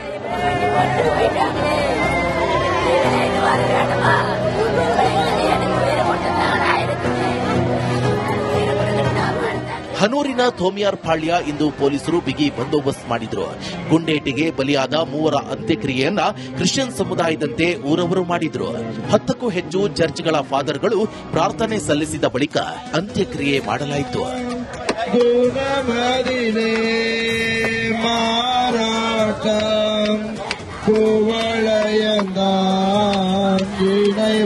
ಹನೂರು ಶಾಸಕ ಮಂಜುನಾಥ್ ಕುಟುಂಬಸ್ಥರನ್ನ ಭೇಟಿಯಾಗಿ ಸಾಂತ್ವನ ಹೇಳಿದ್ರು. ಸರ್ಕಾರದಿಂದ 5 ಲಕ್ಷ ಹಾಗೂ ವೈಯಕ್ತಿಕವಾಗಿ 10 ಲಕ್ಷದಂತೆ 3 ಕುಟುಂಬಗಳಿಗೆ ತಲಾ 15 ಲಕ್ಷ ರೂಪಾಯಿ ಪರಿಹಾರ ನೀಡಿದ್ರು. ಹನೂರು ತಹಶೀಲ್ದಾರ್ ಚೈತ್ರ ಮೂಲಕ ಪರಿಹಾರ ಚೆಕ್ ವಿತರಿಸಿದ್ರು.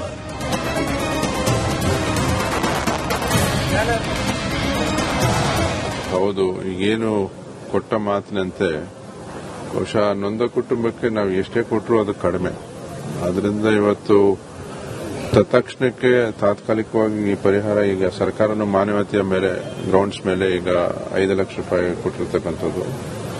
ಜೊತೆಗೆ ಆ ಒಂದು ಸಣ್ಣ ಮಕ್ಕಳ ಒಂದು ಆಕ್ರಂದನ ಮತ್ತೆ ಅವರೆಲ್ಲ ಒಂದು ಪರಿಸ್ಥಿತಿ ಇದೊಂದು ಅಮಾನ್ಯವಾಗಿ ಹತ್ಯೆ ಆಗಿರೋದ್ರಿಂದ ಬಹುಶಃ ನಾನು ಸಹ ಅದರ ಬಗ್ಗೆ ಸಾಕಷ್ಟು ಬೇರೆ ಇದ್ರ ಬಗ್ಗೆ ಬಹಳ ಒಂದು ಅರ್ಥಕೊಂಡು ಈಗ ಉಸ್ತುವಾರಿ ಸಚಿವರು ಅವರ ಒಂದು ಸಹಾಯ ಹಸ್ತ ಸುಮಾರು 2 ಲಕ್ಷ ರೂಪಾಯಿ ಉಳಿದಂಥದ್ದು ಸಂಗ್ರಹ ಮಾಡಿ ನಾನು ಒಟ್ಟು 10 ಲಕ್ಷ ರೂಪಾಯಿನ ಈಗ ಅವ್ರಿಗೆ ಆಲ್ರೆಡಿ ಸಂದಾಯ ಆಗಿದೆ. ಜೊತೆಗೆ ಸರ್ಕಾರದ ವತಿಯಿಂದ 5 ಲಕ್ಷ ರೂಪಾಯಿನೂ ಸಂದಾಯ ಆಗಿದೆ. ಶೂಟೌಟ್ ಸ್ಥಳದಲ್ಲಿ ತನಿಖಾ ತಂಡದಿಂದ ಪರಿಶೀಲನೆ ನಡೆಸಿದೆ. ತನಿಖಾಧಿಕಾರಿ ದಿನೇಶ್ ಕುಮಾರ್ ಮೀನಾ ನೇತೃತ್ವದಲ್ಲಿ ತಲಾಶ್ ನಡೆಸಲಾಗಿದ್ದು ಘಟನೆ ಬಗ್ಗೆ ವಿವರವಾದ ಮಾಹಿತಿಯನ್ನು ಪಡೆದರು.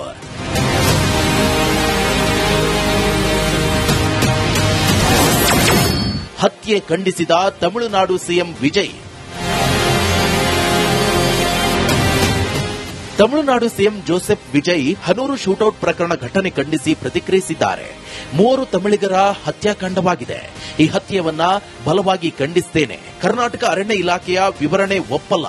ಇಂತಹ ಕ್ರೂರ ಘಟನೆ ಬಗ್ಗೆ ತನಿಖೆ ಆಗಲಿ ಅಂತ ಕರ್ನಾಟಕ ಸರ್ಕಾರಕ್ಕೆ ಆಗ್ರಹಿಸಿದ್ದಾರೆ.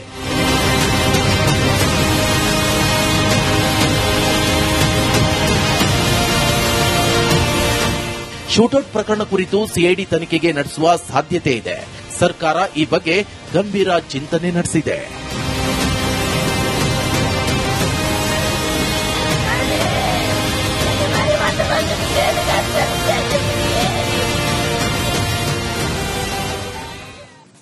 ಇನ್ನ ಗುಟ್ಕಾ ನಿಷೇಧ ನಿರ್ಧಾರ ವಾಪಸ್ ಅಸಾಧ್ಯ ಅಂತ ಆರೋಗ್ಯ ಸಚಿವ ಯುಟಿ ಖಾದರ್ ಹೇಳಿದ್ದಾರೆ. ಗುಟ್ಕಾ ಬ್ಯಾನ್ ವಿರೋಧಿಸೋರು ಒಮ್ಮೆ ಆಸ್ಪತ್ರೆಗೆ ಬಂದು ಗುಟ್ಕಾದಿಂದ ಆಗಿರುವ ಅನಾಹುತವನ್ನ ನೋಡಿ ಅಂತ ಹೇಳಿದ್ದಾರೆ. ಗುಟ್ಕಾ ಬ್ಯಾನ್ ನಿಂದ ಅಡಿಕೆ ಬೆಳೆಗಾರರಿಗೆ ಯಾವುದೇ ಅನ್ಯಾಯ ಆಗಲ್ಲ ಅಂತ ಸಚಿವ ಯುಟಿ ಖಾದರ್ ತಿಳಿಸಿದ್ದಾರೆ. ಮಾಡಿದೆ ಆಗ ಇದಕ್ಕಿಂತ ಜಾಸ್ತಿ ಅದಕ್ಕೆ ಹಾಗೆ ಇತ್ತು ಅಂತೇಳಿ ಇತ್ತು. ಈಗ ಏನಿದೆ ಮೊನ್ನೆ ಆದೇಶ ಪಾನ್ ಮಸಾಲೆ ಏನಿದೆ ಅದರಲ್ಲಿ ಗುಟ್ಕಾ ಇರಲಿ ನಿಕೋಟಿನ್ ಇರಲಿ ಇದೆಲ್ಲ ಕೂಡ ಮಿಕ್ಸ್ ಆಗಿ ಬರಬಾರ್ದು ಅಂತ ಕೆಲ ಬರ್ತಾ ನಮಗೆ ಮಾಹಿತಿ ಇರ್ತದೆ ಅಥವಾ ಅದನ್ನು ತಯಾರಾಗ್ತದೆ ನಮಗೆ ಮಾಹಿತಿ ಉಂಟು. ಅಂತವ್ರ ಬಗ್ಗೆ ಕಠಿಣ ಕ್ರಮ ತೆಗೆದು ಹೇಳಿದ್ದೇವೆ. ಆ ಆದೇಶ ಎಲ್ಲಿಯೂ ಕೂಡ ಹಿಂದೆ ಪಡೆದಿಲ್ಲ. ಮತ್ತು ಇದರ ಬಗ್ಗೆ ಮುಖ್ಯಮಂತ್ರಿ ಬೇಕಾದ್ರೆ ನಾವು ಕೂಡ ಚರ್ಚೆ ಮಾಡಿ ತೀರ್ಮಾನ ನಿಮಗೆ ತಿಳಿಸಿ ಹೇಳ್ತೇವೆ. ಇದರಿಂದ ಅಡಿಕೆ ಬೆಳೆಗಾರರಿಗೆ ಯಾವುದೇ ತೊಂದರೆ ಇಲ್ಲ. ಯಾರು ಅಡಿಕೆ ಬೆಳೆಗಾರರಿಗೆ ತೊಂದರೆ ಆಗ್ತದೆ ಹೇಳ್ತಿದ್ದಾರೆ ಇವರು ಒಂದೇ ದಿವಸದಲ್ಲಿ ಅದನ್ನು ಹೇಗೆ ತೀರ್ಮಾನ ಮಾಡ್ತಾರೆ? ಕನಿಷ್ಠ 3 ತಿಂಗಳು 5 ತಿಂಗಳು ಕೊಡಬೇಕಲ್ಲ. 3 ತಿಂಗಳ ನಂತರ ಈ ರೀತಿ ಆಗಿದೆ ಎಂದು ಅಸೆಸ್ಮೆಂಟ್ ಬಂದಾಗ ನಮ್ಗೆ ಅರ್ಥ ಆಗ್ತದೆ. ನಾವೀಗ ಹೇಳ್ತೇವೆ ಇದರಿಂದಾಗಿ ಅಡಿಕೆ ಬೆಳೆಗಾರರಿಗೆ ಯಾವುದೇ ತೊಂದರೆ ಆಗುವುದಿಲ್ಲ. ಅಡಿಕೆ ಬೆಳೆಗಾರ ವ್ಯಾಲ್ಯೂ ಜಾಸ್ತಿ ಆಗ್ತದೆ. ಯಾರು ಇವತ್ತು ಇದು ಸರಿಯಲ್ಲ ನೀವು ವಿಡ್ರಾ ಮಾಡಬೇಕಂತೆಲ್ಲ ಹೇಳ್ತಾ ಇದ್ದಾರಾ ಅವ್ರು ಯಾರೇ ಇದ್ರು ಕೂಡ ಅವರಿಗೆ ನಾನು ಹೇಳಿದಿಷ್ಟೇ, ನೀವು ದಯವಿಟ್ಟು ಒಮ್ಮೆ ಕಿದ್ವಾಯಿ ಆಸ್ಪತ್ರೆಗೆ ಮತ್ತು ನಿಮ್ಯಾನ್ಸ್ ಆಸ್ಪತ್ರೆಗೆ ಅದಕ್ಕೆ ನಿಮ್ಮ ಜಯದೇವ ಆಸ್ಪತ್ರೆ ಅಲ್ಲಿ ಒಮ್ಮೆ ನಿಂತು ನೋಡಿ, ದೂರ ನಿಂತು ನೋಡಿದಾಗ ನಿಮ್ಮ ಕಣ್ಣಲ್ಲಿ ನೀರಲ್ಲ, ನಿಮ್ಮ ಕಣ್ಣಲ್ಲಿ ರಕ್ತ ಬರ್ತಂತ ಹೇಳಿಕ್ಕೆ ನಾನು ಇವತ್ತು ಬಯಸ್ತೇನೆ. ಫಸ್ಟ್ ಬ್ಯಾನ್ ಮಾಡಿದೆ, ಆಗ ಇದಕ್ಕಿಂತ ಜಾಸ್ತಿ ಅದಕ್ಕೆ ಹಾಗೆ ಇತ್ತು ಅಂತೇಳಿ ಇತ್ತು. ಈಗ ಏನಿದೆ, ಇನ್ನು ನೈಸ್ ರಸ್ತೆಯಲ್ಲಿ ಅಕ್ರಮವಾಗಿ ಟೋಲ್ ಸಂಗ್ರಹ ನಿಲ್ಲಿಸುವಂತೆ ಸವಾರರು ಆಕ್ರೋಶವನ್ನ ಹೊರಹಾಕಿದ್ದಾರೆ. ಕೋರ್ಟ್ ಆರ್ಡರ್ ಸಮೇತ ಬಂದಿದ್ದಂತಹ ಬೈಕ್ ಸವಾರ ಟೋಲ್ ಕಟ್ಟಲ್ಲ ಅಂತ ಟೋಲ್ ಸಿಬ್ಬಂದಿಗೆ ಕ್ಲಾಸ್ ತಗೊಂಡಿದ್ರು. ಇನ್ನು ಹಾಸನದಲ್ಲಿ ಇದೇ ವಿಚಾರಕ್ಕೆ ಕೇಂದ್ರ ಸಚಿವ ಕುಮಾರಸ್ವಾಮಿ ಪ್ರತಿಕ್ರಿಯಿಸಿ, ನೈಸ್ ಸಂಸ್ಥೆ ಮಾಡಿದ್ದು ರಸ್ತೆ ಮಾಡೋದಕ್ಕಲ್ಲ, ಭೂಮಿ ಕಬಳಿಸುವುದಕ್ಕೆ ಸಂಸ್ಥೆ ಮಾಡಿದ್ದಾರೆ ಅಂತ ಆಕ್ರೋಶವನ್ನ ವ್ಯಕ್ತಪಡಿಸಿದ್ದಾರೆ. ಏನೆಲ್ಲ ಮಾತಾಡಿದ್ರು ನೋಡ್ಕೊಂಡು ಕಂಪನಿ ಆ ಒಂದು ರಸ್ತೆಯ ಕೆಲಸವನ್ನು ಸಂಪೂರ್ಣಗೊಳಿಸಿದೆ. 111 ಕಿಲೋಮೀಟರ್ ರಸ್ತೆಗೆ ಒಂದು ಕಾಮಗಾರಿ ಏನಾಗಬೇಕಾಗಿತ್ತು, ಇವತ್ತಿನವರೆಗೂ ಬೆಂಗಳೂರು ಸುತ್ತಮುತ್ತ ಕಾರ್ಯಕ್ರಮವನ್ನ ಯೋಜನೆಯನ್ನ ತರ್ತಕ್ಕಂಥದ್ದಕ್ಕೆ ಆಸಕ್ತಿ ಹೊಂದಿದ್ದು ಆ ರಸ್ತೆ ಕೆಲಸಕ್ಕಲ್ಲ, ಅಲ್ಲಿರ್ತಕ್ಕಂಥ ಬೆಲೆ ಬಾಳ್ತಕ್ಕಂಥ ಭೂಮಿಯನ್ನ ಲಪಟಾಯಿಸ್ತಕ್ಕಂಥದ್ದಕ್ಕೆ ಯಾರ್ಯಾರು ಸೇರಿದ್ದಾರೆ. ಈಗ ನನಗೆ ಒಂದು ಮಾಹಿತಿ ಇದೆ, ಆ ಒಂದು ಯೋಜನೆಯನ್ನ ಆ ಕಂಪನಿಯಿಂದ ಯಾರು ಈಗ ಅದನ್ನ ಟೇಕ್ ಓವರ್ ಮಾಡ್ಲಿಕ್ಕೆ ಹೊರಟಿದ್ದಾರೆ, ಮುಖ್ಯಮಂತ್ರಿಗೆ ಕೇಳ್ತೀನಿ, ಯಾರ ಪಾಲಿದೆ, ಯಾರು ಅದನ್ನ ಈಗ ಟೇಕ್ ಓವರ್ ಮಾಡ್ಲಿಕ್ಕೆ ಹೊರಟಿದ್ದೀರಿ. ಆ ಕಂಪನಿ ಆ ಒಂದು ರಸ್ತೆಯ ಕೆಲಸವನ್ನ ಸಂಪೂರ್ಣಗೊಳಿಸಿದೆ. 111 ಕಿಲೋಮೀಟರ್ ರಸ್ತೆಗೆ ಒಂದು ಕಾಮಗಾರಿ ಏನಾಗಬೇಕಾಗಿತ್ತು, ಇವತ್ತಿನವರೆಗೂ ಬೆಂಗಳೂರು ಸುತ್ತಮುತ್ತ ಕಾರ್ಯಕ್ರಮವನ್ನ ಯೋಜನೆಯನ್ನ ತರ್ತಕ್ಕಂಥದ್ದಕ್ಕೆ ಆಸಕ್ತಿ ಹೊಂದಿದ್ದು ಆ ರಸ್ತೆ ಕೆಲಸಕ್ಕಲ್ಲ, ಅಲ್ಲಿರ್ತಕ್ಕಂಥ ಬೆಲೆ ಬಾಳ್ತಕ್ಕಂಥ ಭೂಮಿಯನ್ನ ಲಪಟಾಯಿಸ್ತಕ್ಕಂಥದ್ದಕ್ಕೆ ಯಾರ್ಯಾರು ಸೇರಿದ್ದಾರೆ. ಈಗ ನನಗೆ ಒಂದು ಮಾಹಿತಿ ಇದೆ, ಆ ಒಂದು ಯೋಜನೆಯನ್ನ ಆ ಕಂಪನಿಯಿಂದ ಯಾರು ಈಗ ಅದನ್ನ ಟೇಕ್ ಓವರ್ ಮಾಡ್ಲಿಕ್ಕೆ ಹೊರಟಿದ್ದಾರೆ, ಮುಖ್ಯಮಂತ್ರಿಗೆ ಕೇಳ್ತೀನಿ, ಯಾರ ಪಾಲಿ. ಇನ್ನು ರಾಷ್ಟ್ರೀಯ ಬಿಜೆಪಿಯಲ್ಲಿ ಭಾರೀ ಬದಲಾವಣೆ ತರಲಾಗಿದೆ. ಬಿಎಲ್ ಸಂತೋಷ್ ಪ್ರಧಾನ ಕಾರ್ಯದರ್ಶಿಯಾಗಿ ಮುಂದುವರೆದಿದ್ದಾರೆ. ಬಿಜೆಪಿ ರಾಷ್ಟ್ರೀಯ ಉಪಾಧ್ಯಕ್ಷರಾಗಿ ಕರ್ನಾಟಕದ ಪ್ರೊಫೆಸರ್ ನಾಗರಾಜ್ ಅವರು ಆಯ್ಕೆಯಾಗಿದ್ದಾರೆ. ಬಿಜೆಪಿಯ 13 ಉಪಾಧ್ಯಕ್ಷರ ಪೈಕಿ 7 ಮಹಿಳೆಯರಿಗೆ ಸ್ಥಾನ ನೀಡಲಾಗಿದೆ. ಈ ಬಾರಿ ರಾಷ್ಟ್ರೀಯ ಬಿಜೆಪಿಯಲ್ಲಿ ಕನ್ನಡಿಗರಿಗೆ ಮಹತ್ವದ ಹುದ್ದೆಯನ್ನ ನೀಡಲಾಗಿದೆ. ಹಾಗಿದ್ರೆ ಯಾರೆಲ್ಲ ಇದ್ದಾರೆ ಈ ಬಿಜೆಪಿಯ ಹೊಸ ಟೀಮ್ನಲ್ಲಿ ಅನ್ನೋದನ್ನ ಒಂದ್ಸರಿ ಕ್ವಿಕ್ ಆಗಿ ನೋಡ್ತಾ ಹೋಗೋಣ. ರಾಷ್ಟ್ರೀಯ ಬಿಜೆಪಿಯಲ್ಲಿ ಕನ್ನಡಿಗರಿಗೆ ಮಹತ್ವದ ಹುದ್ದೆಗಳನ್ನು ನೀಡಲಾಗಿದೆ. ಅದರಲ್ಲಿ ಬಿಎಲ್ ಸಂತೋಷ್ ಅವರು ಪ್ರೊಫೆಸರ್ ಎಂ ನಾಗರಾಜ್ ಅವರಿಗೆ ಸ್ಥಾನಮಾನ ನೀಡಲಾಗಿದೆ. ಬಿಎಲ್ ಸಂತೋಷ್ ಅವರಿಗೆ ರಾಷ್ಟ್ರೀಯ ಪ್ರಧಾನ ಕಾರ್ಯದರ್ಶಿ ಸಂಘಟನೆ, ಈ ಮೊದಲು ಕೂಡ ಅವರು ಇದೇ ಸ್ಥಾನಮಾನ ಜವಾಬ್ದಾರಿಯಲ್ಲಿದ್ದರು, ಈಗ ಮುಂದುವರೆದಿದ್ದಾರೆ.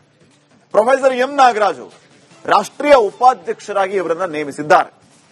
ಇತ್ತೀಚೆಗಷ್ಟೇ ರಾಜ್ಯಸಭೆಗೆ ಆಯ್ಕೆಯಾಗಿದ್ದಂಥವರು ನಾಗರಾಜ್ ಅವರು, ಮೂಲ ಹುಬ್ಬಳ್ಳಿ ಧಾರವಾಡದವರು. ಇನ್ನ 16 ರಾಷ್ಟ್ರೀಯ ಕಾರ್ಯದರ್ಶಿಗಳ ನೇಮಕವನ್ನ ಮಾಡಲಾಗಿದೆ ಬಿಜೆಪಿಯಲ್ಲಿ. ಅದರಲ್ಲಿ ಖಜಾಂಚಿಯಾಗಿ ಪಿಯೂಷ್ ಗೋಯಲ್ ಅವರ ನೇಮಕ ಮಾಡಲಾಗಿದೆ. ಜಂಟಿ ಖಜಾಂಚಿ ರಾಜೇಶ್ ಮಂಗಲ್ ನೇಮಕ ಆಗಿರೋದು. ಹಿಮಾಂಗ್ ಜೋಶಿ ಅವರಿಗೆ ಬಿಜೆಪಿ ಯುವ ಮೋರ್ಚಾದ ಹೊಣೆ. ರೂಪಾ ಕುಮಾರಿ ಚೌಧರಿ ಅವರಿಗೆ ಮಹಿಳಾ ಮೋರ್ಚಾದ ಹೊಣೆ. ಅಮರ್ಪಾಲ್ ಮೌರ್ಯ ಅವರು ಒಬಿಸಿ ಮೋರ್ಚಾ. ಬನ್ಸಿಲಾಲ್ ಗುರ್ಜಾರ್ ಇವರಿಗೆ ಕಿಸಾನ್ ಮೋರ್ಚಾದ ಜವಾಬ್ದಾರಿ. ಇದರ ಜೊತೆಗೆ ಶಿವೇಶ್ ಕುಮಾರ್ ರಾಮ್ ಇವರು ಎಸ್ಸಿ ಮೋರ್ಚಾದ ಜವಾಬ್ದಾರಿಯನ್ನ ಹೊರಲಿಕ್ಕಿದ್ದಾರೆ. ಇದರ ಜೊತೆಗೆ ಡಾಕ್ಟರ್ ಮನ್ನಾಲಾಲ್ ರಾವತ್ ಎಸ್ಟಿ ಮೋರ್ಚಾ, ಹಾಗೇನೆ ಕುನ್ವಾರ್ ವಜೀನ್ ಅಲಿ ಅಲ್ಪಸಂಖ್ಯಾತ ಮೋರ್ಚಾ. ಈ ರೀತಿ ಜವಾಬ್ದಾರಿಯನ್ನ ನೀಡಲಾಗಿದೆ. ಒಂದು ಮಹತ್ತರ ಬದಲಾವಣೆ ರಾಷ್ಟ್ರ ಬಿಜೆಪಿಯಲ್ಲಿ ಆಗಿದೆ. ನೆಕ್ಸ್ಟ್,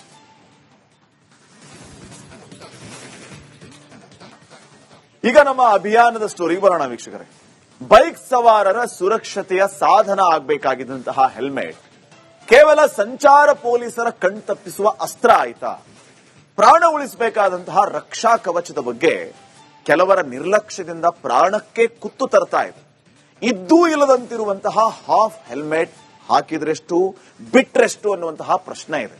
ಸಾವಿರಾರು ರೂಪಾಯಿ ಅಷ್ಟೇ ಯಾಕ್ರಿ, ಲಕ್ಷಾಂತರ ರೂಪಾಯಿ ಖರ್ಚು ಮಾಡಿ ಬೈಕ್ ಅನ್ನ ಖರೀದಿ ಮಾಡುವಂತಹ ಮಂದಿ ಒಂದು ಗುಣಮಟ್ಟದ ಹೆಲ್ಮೆಟ್ ಯಾಕೆ ತಗೊಳ್ತಾ ಇಲ್ಲ? ಒಂದು ಕ್ವಾಲಿಟಿ ಹೆಲ್ಮೆಟ್ ಬೇಡವಾ? ಪೊಲೀಸರು ಭಯಕ್ಕೆ ಹೆಲ್ಮೆಟ್ ಹಾಕುವಂತ ಕೆಲಸ ಆಗ್ತಾ ಇದೆ. ಸಿಗ್ನಲ್ ಕ್ರಾಸ್ ಆದ್ಮೇಲೆ ಪೊಲೀಸರನ್ನ ದಾಟ್ಕೊಂಡು ಹೋದ್ಮೇಲೆ ಮತ್ತೆ ಹೆಲ್ಮೆಟ್ ತೆಗೆಯೋದು. ನಿಮ್ಮ ಪ್ರಾಣದ ಬಗ್ಗೆ ನಿಮಗೆ ಕಾಳಜಿ ಇಲ್ವಾ? ಸಂಚಾರ ಪೊಲೀಸರು ಕಟ್ಟುನಿಟ್ಟಿನ ಕ್ರಮನ ಯಾಕೆ ಕೈಗೊಳ್ತಾ ಇಲ್ಲ ಈ ವಿಚಾರವಾಗಿ? ಹಾಫ್ ಹೆಲ್ಮೆಟ್ ನ ವಿಚಾರವಾಗಿ ಕ್ರಮ ತಗೊಳ್ಳುವಂತ ಕೆಲಸ ಯಾಕಾಗ್ತಾ ಇಲ್ಲ? ಹಾಫ್ ಹೆಲ್ಮೆಟ್ ಹಾಕೊಳ್ಳೋರ್ನ ಹಿಡಿದು ದಂಡ ಹಾಕ್ತಿರಲ್ಲ, ಓಕೆ, ಮ್ಯಾನುಫ್ಯಾಕ್ಚರ್ನ ಬಂದ್ ಮಾಡಿಸಿ. ಯಾರು ಹಾಫ್ ಹೆಲ್ಮೆಟ್ ನ ಮ್ಯಾನುಫ್ಯಾಕ್ಚರ್ ಮಾಡ್ತಾ ಇದ್ದಾರೆ ಅವರನ್ನು ಬಂದ್ ಮಾಡಿಸಿ ಅನ್ನುವಂತ ಪ್ರಶ್ನೆಗಳು ಈಗ ಕೇಳಲಿಕ್ಕೆ ಆರಂಭ ಆಗಿದೆ. ಇದ್ರ ಬಗ್ಗೆ ಒಂದು ವರದಿ ಇದೆ, ವರದಿಯನ್ನ ನೋಡಿ ಸರ್ಕಾರ ಏನ್ ಮಾಡಬೇಕು ಈ ಸಂದರ್ಭದಲ್ಲಿ ಅನ್ನೋದ್ರ ಬಗ್ಗೆ ನಿಮ್ಮ ಅಭಿಪ್ರಾಯಗಳನ್ನು ನಮ್ಮ ಜೊತೆಗೆ ಹಂಚಿಕೊಳ್ಳಿ. ವರದಿ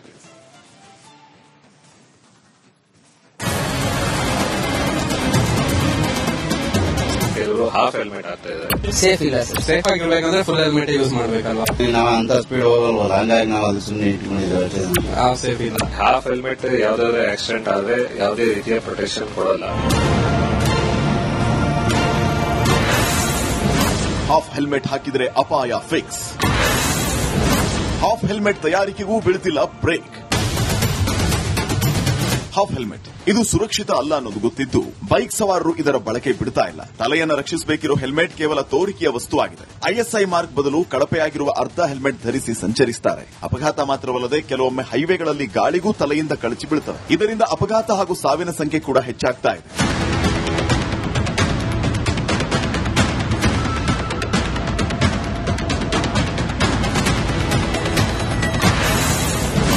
ಅರ್ಧ ಹೆಲ್ಮೆಟ್ ಧರಿಸಿ ಸಂಚರಿಸಿದರೆ ಅದು ಸಂಚಾರ ನಿಯಮ ಉಲ್ಲಂಘನೆಯಾಗುತ್ತೆ. ಇದನ್ನ ಧರಿಸೋದಕ್ಕೆ ಕಾನೂನಿನಲ್ಲಿ ಯಾವುದೇ ರೀತಿಯ ರಿಯಾಯಿತಿ ಕೂಡ ಇಲ್ಲ. ಒಂದು ವೇಳೆ ಅರ್ಧ ಹೆಲ್ಮೆಟ್ ಹಾಕಿ ಬಳಸಿದ್ರೆ ಅದು ಹೆಲ್ಮೆಟ್ ರಹಿತ ಚಾಲನೆಯಾಗಿ ಪರಿಗಣಿಸಲಾಗುತ್ತೆ. ಸಿಲಿಕಾನ್ ಸಿಟಿಯಲ್ಲಿ ಸಂಭವಿಸಿದ ದ್ವಿಚಕ್ರ ವಾಹನ ಅಪಘಾತಗಳಲ್ಲಿ ಐಎಸ್ಐ ಮಾರ್ಕ್ ಇರೋ ಗುಣಮಟ್ಟದ ಪೂರ್ಣ ಹೆಲ್ಮೆಟ್ ಹಲವು ಸವಾರರ ಜೀವ ಉಳಿಸಿದೆ. ಅರ್ಧ ಹೆಲ್ಮೆಟ್ ಧರಿಸಿದ್ದವರ ಸಾವು ನೋವುಗಳ ಸಂಖ್ಯೆ ಹೆಚ್ಚಿದೆ ಅಂತ ಬೆಂಗಳೂರು ಸಂಚಾರ ವಿಭಾಗದ ಜಂಟಿ ಆಯುಕ್ತ ಕಾರ್ತಿಕ್ ರೆಡ್ಡಿ ಅವರು ವಿವರಿಸಿದ್ದಾರೆ. ಬೆಂಗಳೂರಲ್ಲಿ ನಾವು ನೋಡಿದ ಬಹಳಷ್ಟು ಜನ ಹೆಲ್ಮೆಟ್ ಹಾಕ್ದಿರೋ ವೆಹಿಕಲ್ ಬೈಕ್ ಓಡಿಸ್ತಾರೆ. ಅದೇ ರೀತಿ ಕೆಲವರು ಹಾಫ್ ಹೆಲ್ಮೆಟ್ ಹಾಕ್ತಾ ಇದ್ದಾರೆ.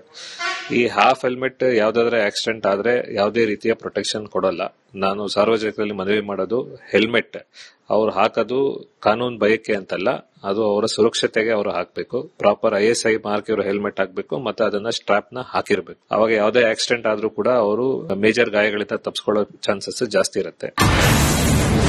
ಹಾಫ್ ಹೆಲ್ಮೆಟ್ ಸಂಚಾರವನ್ನ ಹೆಲ್ಮೆಟ್ ಇಲ್ಲದ ಸಂಚಾರ ಅಂತ ಸಂಚಾರಿ ಪೊಲೀಸರು ಪರಿಗಣಿಸುವ ಕಾರಣ ಹಾಫ್ ಹೆಲ್ಮೆಟ್ ಸಂಚಾರದ ಅಂಕಿ ಅಂಶವನ್ನು ಕೂಡ ಹೆಲ್ಮೆಟ್ ಇಲ್ಲದೆ ಸಂಚಾರದಡಿ ಸೇರಿಸುತ್ತಾರೆ. ಈ ಅಂಕಿ ಅಂಶಗಳ ಪ್ರಕಾರ 2020-21ರಲ್ಲಿ 43,557 ಹೆಲ್ಮೆಟ್ ಇಲ್ಲದ ಸಂಚಾರ ಪ್ರಕರಣಗಳ ಪೈಕಿ 2.18 ಕೋಟಿ ರೂಪಾಯಿ ದಂಡ ಸಂಗ್ರಹವಾಗಿದೆ. 2021-22ರಲ್ಲಿ 31,376 ಪ್ರಕರಣಗಳಲ್ಲಿ 1.57 ಕೋಟಿ ರೂಪಾಯಿ, 2022-23ರಲ್ಲಿ 21,095 ಪ್ರಕರಣಗಳ 1.05 ಕೋಟಿ ರೂಪಾಯಿ, 2023-24ರಲ್ಲಿ 36,530 ಪ್ರಕರಣಗಳ 1.81 ಕೋಟಿ, 2024ರಲ್ಲಿ 35,696 ಪ್ರಕರಣಗಳ 1.78 ಕೋಟಿ, 2025-26ರಲ್ಲಿ 26,593 ಪ್ರಕರಣಗಳ 1.34 ಕೋಟಿ ರೂಪಾಯಿ ಸಂಗ್ರಹ ಆಗಿದೆ.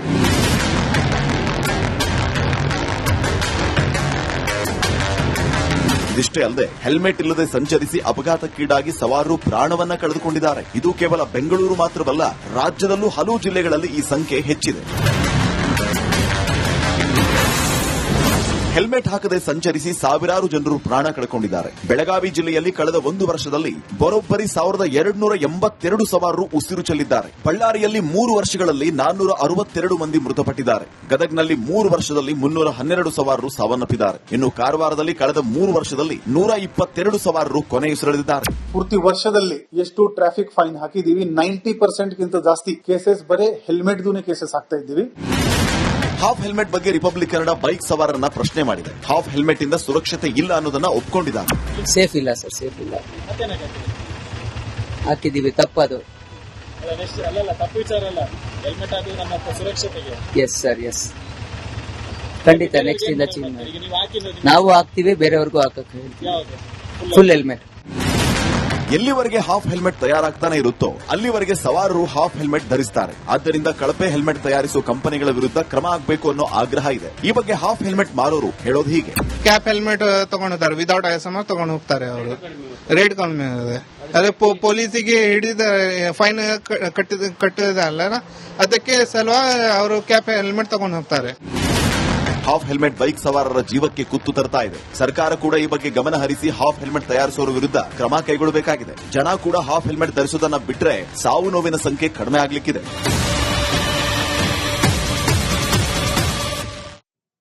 ಸೊ ವೀಕ್ಷಕರೇ, ನಿಮಗೆಲ್ಲರಿಗೂ ಗೊತ್ತಿರುವ ಹಾಗೆ ರಿಪಬ್ಲಿಕ್ ಕನ್ನಡದ ಧ್ಯೇಯವಾಕ್ಯ ನಿಮ್ಮ ಧ್ವನಿ, ಜನರ ಅಭಿಪ್ರಾಯಕ್ಕೆ ಒಂದು ಮುಕ್ತ ವೇದಿಕೆಯನ್ನು ರಿಪಬ್ಲಿಕ್ ಕನ್ನಡ ಒದಗಿಸಿಕೊಡ್ತಾ ಇದೆ. ಅದರಂತೆ ನೀವು ಕೂಡ ನಿಮ್ಮ ಅಭಿಪ್ರಾಯವನ್ನು ತಿಳಿಸಬಹುದಾಗಿದೆ. ಬೈಕ್ ಸವಾರರೇ ಜೀವ ಅಮೂಲ್ಯ ಆದದ್ದು, ಇದು ಗೊತ್ತಿದ್ದು ಕೂಡ ಅರ್ಧ ಹೆಲ್ಮೆಟ್ ಬಳಕೆ ಕಡಿಮೆ ಆಗಿಲ್ಲ. ಪೊಲೀಸರು ಎಷ್ಟೇ ಕಠಿಣ ನಿಯಮಗಳನ್ನ ತಂದರೂ ಕೂಡ ಜನರು ಮಾತ್ರ ಹಾಫ್ ಹೆಲ್ಮೆಟ್ ಧರಿಸೋದನ್ನ ಬಿಟ್ಟಿಲ್ಲ. ಹಾಗಾದ್ರೆ ಹಾಫ್ ಹೆಲ್ಮೆಟ್ ಎಷ್ಟು ಸೇಫ್? ಜೀವದ ಜೊತೆ ಚೆಲ್ಲಾಟ ಯಾಕೆ? ಸರ್ಕಾರ ಏನ್ ಮಾಡಬೇಕು? ಈ ಬಗ್ಗೆ ನಿಮ್ಮ ಅಭಿಪ್ರಾಯಗಳನ್ನು ಹಂಚಿಕೊಳ್ಳಿ. ಫಸ್ಟ್ ಕಾಲರ್ ರೆಡಿ ಇದ್ದಾರೆ. ಸ್ಕ್ರೀನ್ ಕೆಳಗಡೆ ನಂಬರ್ ಹೋಗ್ತಾ ಇದೆ. ನಂಬರ್ ಅನ್ನು ನೋಟ್ ಮಾಡಿಕೊಂಡು ಕರೆ ಮಾಡಿ, ವಾಟ್ಸ್ಆಪ್ ಮೆಸೇಜ್ ಮಾಡಿ. ಎಕ್ಸ್ ಖಾತೆಯಲ್ಲಿಯೂ ಕೂಡ ಅಭಿಪ್ರಾಯವನ್ನು ತಿಳಿಸಬಹುದಾಗಿದೆ. ಮೂಡಿಗೆರೆಯಿಂದ ಅಮರನಾಥ್ ಅಂತ ಫಸ್ಟ್ ಕಾಲರ್. ನಮಸ್ಕಾರ ಅಮರನಾಥ್ ಅವರೇ. ಸರ್ ನಮಸ್ತೆ. ಎಸ್ ಸರ್, ತಮ್ಮ ಅಭಿಪ್ರಾಯ ಏನು, ಏನ್ ಹೇಳ್ತೀರಿ? ಸರ್, ಈಗ ರಾಜ್ಯದಲ್ಲಿ ಅತಿ ಹೆಚ್ಚು ಅಪಘಾತಕ್ಕೆ ಬಲಿಯಾಗ್ತಾ ಇರೋದು ದ್ವಿಚಕ್ರ ವಾಹನ ಚಾಲಕರು. ಇದಕ್ಕೆ ಒಂದು ಕಟ್ಟುನಿಟ್ಟಾದಂತ ಕಾನೂನು ಕ್ರಮ ಕೈಗೊಳ್ಬೇಕು ಸರ್. ಯಾಕಂತ ಕಾನೂನಿಂದನೇ ಜನರಿಗೆ ಒಂದು ಎಚ್ಚರಿಕೆ ಕೊಡ್ತಕ್ಕಂಥ ಪ್ರಯತ್ನ ಮಾಡಬೇಕು. ಈ ಹಾಫ್ ಹೆಲ್ಮೆಟ್ ಹಾಕೋದ್ರಿಂದ ಹೆಲ್ಮೆಟ್ ಲೆಸ್ ಅಂತಾನೆ ಕನ್ಸಿಡರ್ ಮಾಡಬೇಕು. ಅವಾಗ ಒಂದ್ ಸ್ವಲ್ಪ ಜನಗಳು ದಂಡದ ಮೊತ್ತ ಮೊದಲು ಒಂದ್ ಟೈಮಲ್ಲಿ ತುಂಬಾ ದುಬಾರಿ ದಂಡ ಇತ್ತು. ಅವಾಗ ಸ್ವಲ್ಪ ಕಾನೂನನ್ನು ಜನ ಪಾಲಿಸ್ತಾ ಇದ್ರು. ಯಾವಾಗ ದಂಡ ಕಮ್ಮಿ ಆಯ್ತು, ಕಾನೂನಿನ ಹೆದರಿಕೆ ಕಮ್ಮಿ ಆಯ್ತು, ಅವಾಗೆಲ್ಲ ರಸ್ತೆ ನಿಯಮಗಳನ್ನ ಉಲ್ಲಂಘನೆ ಮಾಡ್ತಕ್ಕಂಥ ಪ್ರಕರಣಗಳು ಜಾಸ್ತಿ ಆಗ್ತಾ ಇದೆ. ಅದ್ರಲ್ಲೂ ಹೇರ್ ಸ್ಟೈಲ್ ಹಾಳಾಗುತ್ತೆ ಅಂತ ಹೆಲ್ಮೆಟ್ ಹಾಕ್ತಾ ಇರ್ತಕ್ಕಂಥದ್ದು, ಅಥವಾ ಏನೋ ನಾಮಕೋಸ್ಕರ ಪೊಲೀಸ್ನವ್ರು ಹಿಡಿತಾರೆ ಅಂತ ಹೆಲ್ಮೆಟ್ ಹಾಕ್ತಕ್ಕಂಥದ್ದು, ಇದರಿಂದ ಯುವ ಜನರ ಜೀವಕ್ಕೆ ಅಪಾಯ ಆಗ್ತಾ ಇದೆ. ಫೈನ್ ಸರ್, ಥ್ಯಾಂಕ್ ಯು ಕರೆ ಮಾಡಿ ಅಭಿಪ್ರಾಯ ತಿಳಿಸಿದ್ದಕ್ಕೆ. ಈಗ ಮೈಸೂರಿನಿಂದ ಲಲಿತಾ ಅಂತ ಕರೆ ಮಾಡಿದ್ದಾರೆ. ನಮಸ್ಕಾರ ಮೇಡಮ್. ನಮಸ್ಕಾರ ಸರ್. ಎಸ್ ಸರ್, ಮೇಡಮ್ ತಮಗೇನ್ ಅನ್ಸುತ್ತೆ? ಹಾಫ್ ಹೆಲ್ಮೆಟ್ ಬಳಸಬಾರದು ಅನ್ನುವಂಥದ್ದಿದ್ರು ಕೂಡ ಬಳಸುವಂತ ಕೆಲಸ ಆಗುತ್ತೆ. ಸರ್ಕಾರ ಏನ್ ಮಾಡಬೇಕು, ಜನ ಏನ್ ಮಾಡ್ಬೇಕು ಮುಖ್ಯವಾಗಿ? ಇಲ್ಲ, ಜನಗಳಿಗೆ ಮನಸ್ಥಿತಿ ಸರಿ ಇಲ್ಲ ಸರ್. ಅವರೇ ಮನಸ್ಸು ಮಾಡ್ಬಿಟ್ಟು ಹೆಲ್ಮೆಟ್ ಹಾಕೋಬೇಕು. ಹೆಲ್ಮೆಟ್ ಹಾಕೊಳ್ಳಿಲ್ಲ ಅಂತಂದ್ರೆ ಆಕ್ಸಿಡೆಂಟ್ ಆದ್ರೆ ಪ್ರಾಣನೇ ಹೋಗುತ್ತೆ. ಮೈಸೂರಿನಲ್ಲೂ ಅಷ್ಟೇ, ತುಂಬಾ ಜನ ಹೆಲ್ಮೆಟೇ ಹಾಕೋದಿಲ್ಲ, ಹಾಗೆ ಹೋಗ್ತಾರೆ. ಹಿಂಗಡೆ ಕೂತಿರೋರಂತೂ ಹಾಕೋದೇ ಇಲ್ಲ. ನಾನೇ ಎಷ್ಟೋ ಸಲ ಆಟೋದಲ್ಲಿ ಹೋಗ್ಬೇಕಾದ್ರೆ ನೋಡ್ತಾ ಇರ್ತೀನಿ. ತುಂಬಾ ಇದರಿಂದನೇ ನಾವು ನಮ್ಮ ಸುರಕ್ಷತೆಗೋಸ್ಕರ ತಾನೇ ಹೆಲ್ಮೆಟ್ ಮಾಡಿರೋದು. ಹೆಲ್ಮೆಟ್ ಹಾಕೋಬೇಕು. ಯಾಕಾತರ ಇದ್ ಮಾಡ್ಕೋತಾರೋ ಗೊತ್ತಿಲ್ಲ. ತಲೆ ಕೂದಲು ಹೋಗುತ್ತೆ ಅಂತ ಒಂದು ನೆಪ ಹೇಳ್ಕತ್ತಾರೆ. ಹಾಕಕ್ ಇಷ್ಟ ಇರಲ್ಲ ಅನ್ಸುತ್ತೆ ಅವ್ರಿಗೆ. ತಮ್ಮ ಪ್ರಾಣ ಹೋದ್ರೂ ಪರವಾಗಿಲ್ಲ, ಹೆಲ್ಮೆಟ್ ಹಾಕಕ್ ಮನ್ಸಿರಲ್ಲ ಅವ್ರಿಗೆ. ಅದಕ್ಕೆ ಸರಿಯಾದ ಒಂದು ಕಾನೂನು ತರಬೇಕು. Fine, thank you Lalitha madam ಕರೆ ಮಾಡಿ ಅಭಿಪ್ರಾಯ ತಿಳಿಸಿದ್ದಕ್ಕೆ. ಉಮೇಶ್ ಅಂತ ನೆಕ್ಸ್ಟ್ ಕಾಲರ್. ನಮಸ್ಕಾರ ಉಮೇಶ್ ಅವರೇ. ಹಲೋ ಉಮೇಶ್ ಅವರೇ ನಮಸ್ಕಾರ. ಧ್ವನಿ ಕೇಳಿಸ್ತಾ ಇದೆಯಾ? ಉಮೇಶ್ ಅಲ್ಲ, ರಮೇಶ್ ರೆಡ್ಡಿ ಅಂತ. ರಮೇಶ್ ಅವರಾ? ಎಸ್ ಸರ್, ಮಾತಾಡಿ ಸರ್, ನಿಮ್ಮ ಅಭಿಪ್ರಾಯ ತಿಳಿಸಿ ಸರ್. ಸರ್, ಬೆಂಗಳೂರಿಂದ ಸರ್, ಫಸ್ಟ್ ಇದು ಏನ್ ಮಾಡ್ಬೇಕಂದ್ರೆ ಯಾವುದೇ ಬಂದ್ಬಿಟ್ಟು ಆ ಹೆಲ್ಮೆಟ್ ಹಾಕಕ್ಕೆ ಬಿಡಬಾರ್ದು. ಅದು ಫಸ್ಟ್ ಮಾಡ್ಬಿಟ್ಟು ನೆಕ್ಸ್ಟ್ ಬಂದ್ಬಿಟ್ಟು ಎಲ್ಲಿ ಪ್ರೊಡಕ್ಷನ್ ಆಗುತ್ತೋ ಅವ್ರಿಗೂ ಇಮಿಡಿಯೇಟ್ ಆಕ್ಷನ್ ತಗೊಂಡು ಅದನ್ನ ಕ್ಲೋಸ್ ಮಾಡಿದ್ರೆ ಆಟೋಮೆಟಿಕ್ ಈಸಿ ಆಗುತ್ತೆ. ಯಾವುದೇ ಕಾರಣಕ್ಕೂ ಬಂದ್ಬಿಟ್ಟು ನಮ್ಮ ಸರ್ಕಾರ ಇಮಿಡಿಯೇಟ್ ಇದಕ್ಕೆ ಆಕ್ಷನ್ ತಗೊಂಡ್ರೆ ತುಂಬಾ ಒಳ್ಳೇದು ಅನ್ಸುತ್ತೆ. Okay, thank you Ramesh Reddy ಅವರೇ ಕರೆ ಮಾಡಿ ಅಭಿಪ್ರಾಯ ತಿಳಿಸಿದ್ದಕ್ಕೆ. ಮತ್ತೊಬ್ಬ ಕಾಲರ್ ರೆಡಿ ಇದ್ದಾರೆ. ನಮಸ್ಕಾರ ವಿಠಲ್ ಅವರೇ. ನಮಸ್ಕಾರ ವಿಠಲ್ ಅವರೇ. ಸರ್, ಹೆಲ್ಮೆಟ್ ಭಾರಿ ಒಳ್ಳೇದು ಸರ್, ಭಾರಿ ಒಳ್ಳೇದಂದ್ರೆ ನಮ್ಮ ಜೀವಕ್ಕೆ ಭಾರಿ ಇಂಪಾರ್ಟೆಂಟ್ ಸರ್. ಅದು ಹೇಳಕ್ ಬಯಸ್ತೀನಿ ಸರ್. ಹಾಫ್ ಹೆಲ್ಮೆಟ್ ಹಾಕೊಂಡು ಓಡಾಡ್ತಾರಲ್ಲ, ಅದಕ್ಕೆ ಹಾಫ್ ಹೆಲ್ಮೆಟ್ ಆಗ್ಬಾರ್ದು ಸರ್, ಫುಲ್ ಹೆಲ್ಮೆಟ್ ಇರ್ಬೇಕು ಸರ್. ಒಳ್ಳೆ ಬ್ರಾಂಡೆಡ್ ತಗೊಂಬೇಕು ಸರ್. ನಮ್ಗೆ ಮೇನ್ ಇರೋದೇ ತಲೆ ಬೀಳ್ತಲು ತಲೆಗೆ ಹೊಡೆತ ಬೀಳತ್ ಸರ್. ಬಹಳ ಒಳ್ಳೇದು ಸರ್. ಸೊ ಸೇಫ್ ಹೆಲ್ಮೆಟ್ ತಗೊಳ್ಳಿ ಅಂತ ಹೇಳ್ತಾ ಇದ್ದೀರಿ. ಥ್ಯಾಂಕ್ ಯು ವಿಠಲ್ ಅವರೇ ಕರೆ ಮಾಡಿ ಅಭಿಪ್ರಾಯ ತಿಳಿಸಿದಕ್ಕೆ. ಸಂತೋಷ್ ಅಂತ ನೆಕ್ಸ್ಟ್ ಕಾಲರ್ ರೆಡಿ ಇದ್ದಾರೆ. ಸಂತೋಷ್ ಅವರೇ ನಮಸ್ಕಾರ. ಸರ್ ನಮಸ್ತೆ ಸರ್. ಲಕ್ಷ ಕೊಟ್ಟು ಬೈಕ್ ತಗೊಳ್ಳುವಂತವ್ರು ಸ್ವಲ್ಪ ದುಡ್ಡು ಖರ್ಚು ಮಾಡಿ ಒಂದು ಕ್ವಾಲಿಟಿ ಹೆಲ್ಮೆಟ್ ಅನ್ನು ಯಾಕೆ ತಗೊಳ್ಳಲ್ಲ ಅನ್ನುವಂತ ಪ್ರಶ್ನೆ ಇದೆ. ಸರ್ಕಾರ ಏನ್ ಮಾಡಬೇಕು, ಜನರ ಕರ್ತವ್ಯ ಏನು, ನಿಮ್ಮ ಅಭಿಪ್ರಾಯ ಏನು? ಸರ್, ಇವಾಗ ಸರ್ಕಾರ ಆ ಹಾಫ್ ಹೆಲ್ಮೆಟ್ ನೇ ಬ್ಯಾನ್ ಮಾಡ್ಬಿಟ್ರೆ ಮುಗಿದೋಯ್ತಲ್ಲ ಸರ್.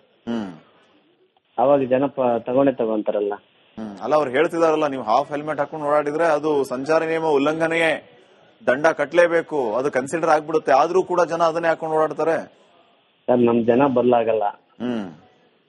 ಸೊ ಸರ್ಕಾರ ಬದಲ್ ಮಾಡ್ಬೇಕು. ಅಂದ್ರೆ ಕಾಂಗ್ರೆಸ್ ಬಿಜೆಪಿ ಬರೋಕ್ ಅಂತ ಹೇಳ್ತೀರಾ ಏನು? ಸರ್, ಕಾಂಗ್ರೆಸ್ ಬರ್ಲಿ ಬಿಜೆಪಿ ಬರ್ಲಿ, ಅಲ್ಲ ನೀವು ಸರ್ಕಾರ ಬದಲಾವಣೆ ಅಂದ್ರೆ ಹೆಂಗೆ ಅಂತ, ಸರ್ಕಾರ ಬದಲಾವಣೆ ತರಬೇಕು ಅಂತ ಹೇಳ್ತಿದ್ದೀರಾ? ಸರ್ಕಾರ ಬದಲಾವಣೆ ತರಬೇಕು ಸರ್. ಯಾರೇ ಬರ್ಲಿ ಹಾಫ್ ಹೆಲ್ಮೆಟ್ ನ ನಿಲ್ಲಿಸ್ಬಿಟ್ರೆ ಮುಗ್ದೋಯ್ತಲ್ಲ. ಅವಾಗ ಜನ ದುಡ್ಡು ಕೊಟ್ಟು ತಗೊಂತಾರೆ, ಇಲ್ಲ ಅಂದ್ರೆ ಫೈನ್ ಕಟ್ತಾರೆ.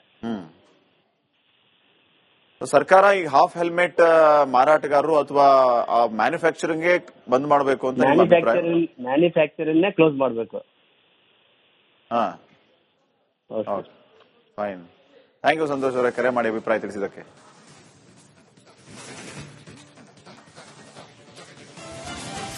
ನೋಡಿ ವೀಕ್ಷಕರೇ, ಸಾಕಷ್ಟು ಸಂಖ್ಯೆಯಲ್ಲಿ ಕರೆಗಳು ಈಗಲೂ ಕೂಡ ಬರ್ತಾ ಇದೆ ನಮಗೆ ರಾಜ್ಯದಾದ್ಯಂತ. ಬಟ್ ಸಮಯ ಇದ್ದಿಷ್ಟೇ, ಕ್ಷಮೆ ಇರಲಿ.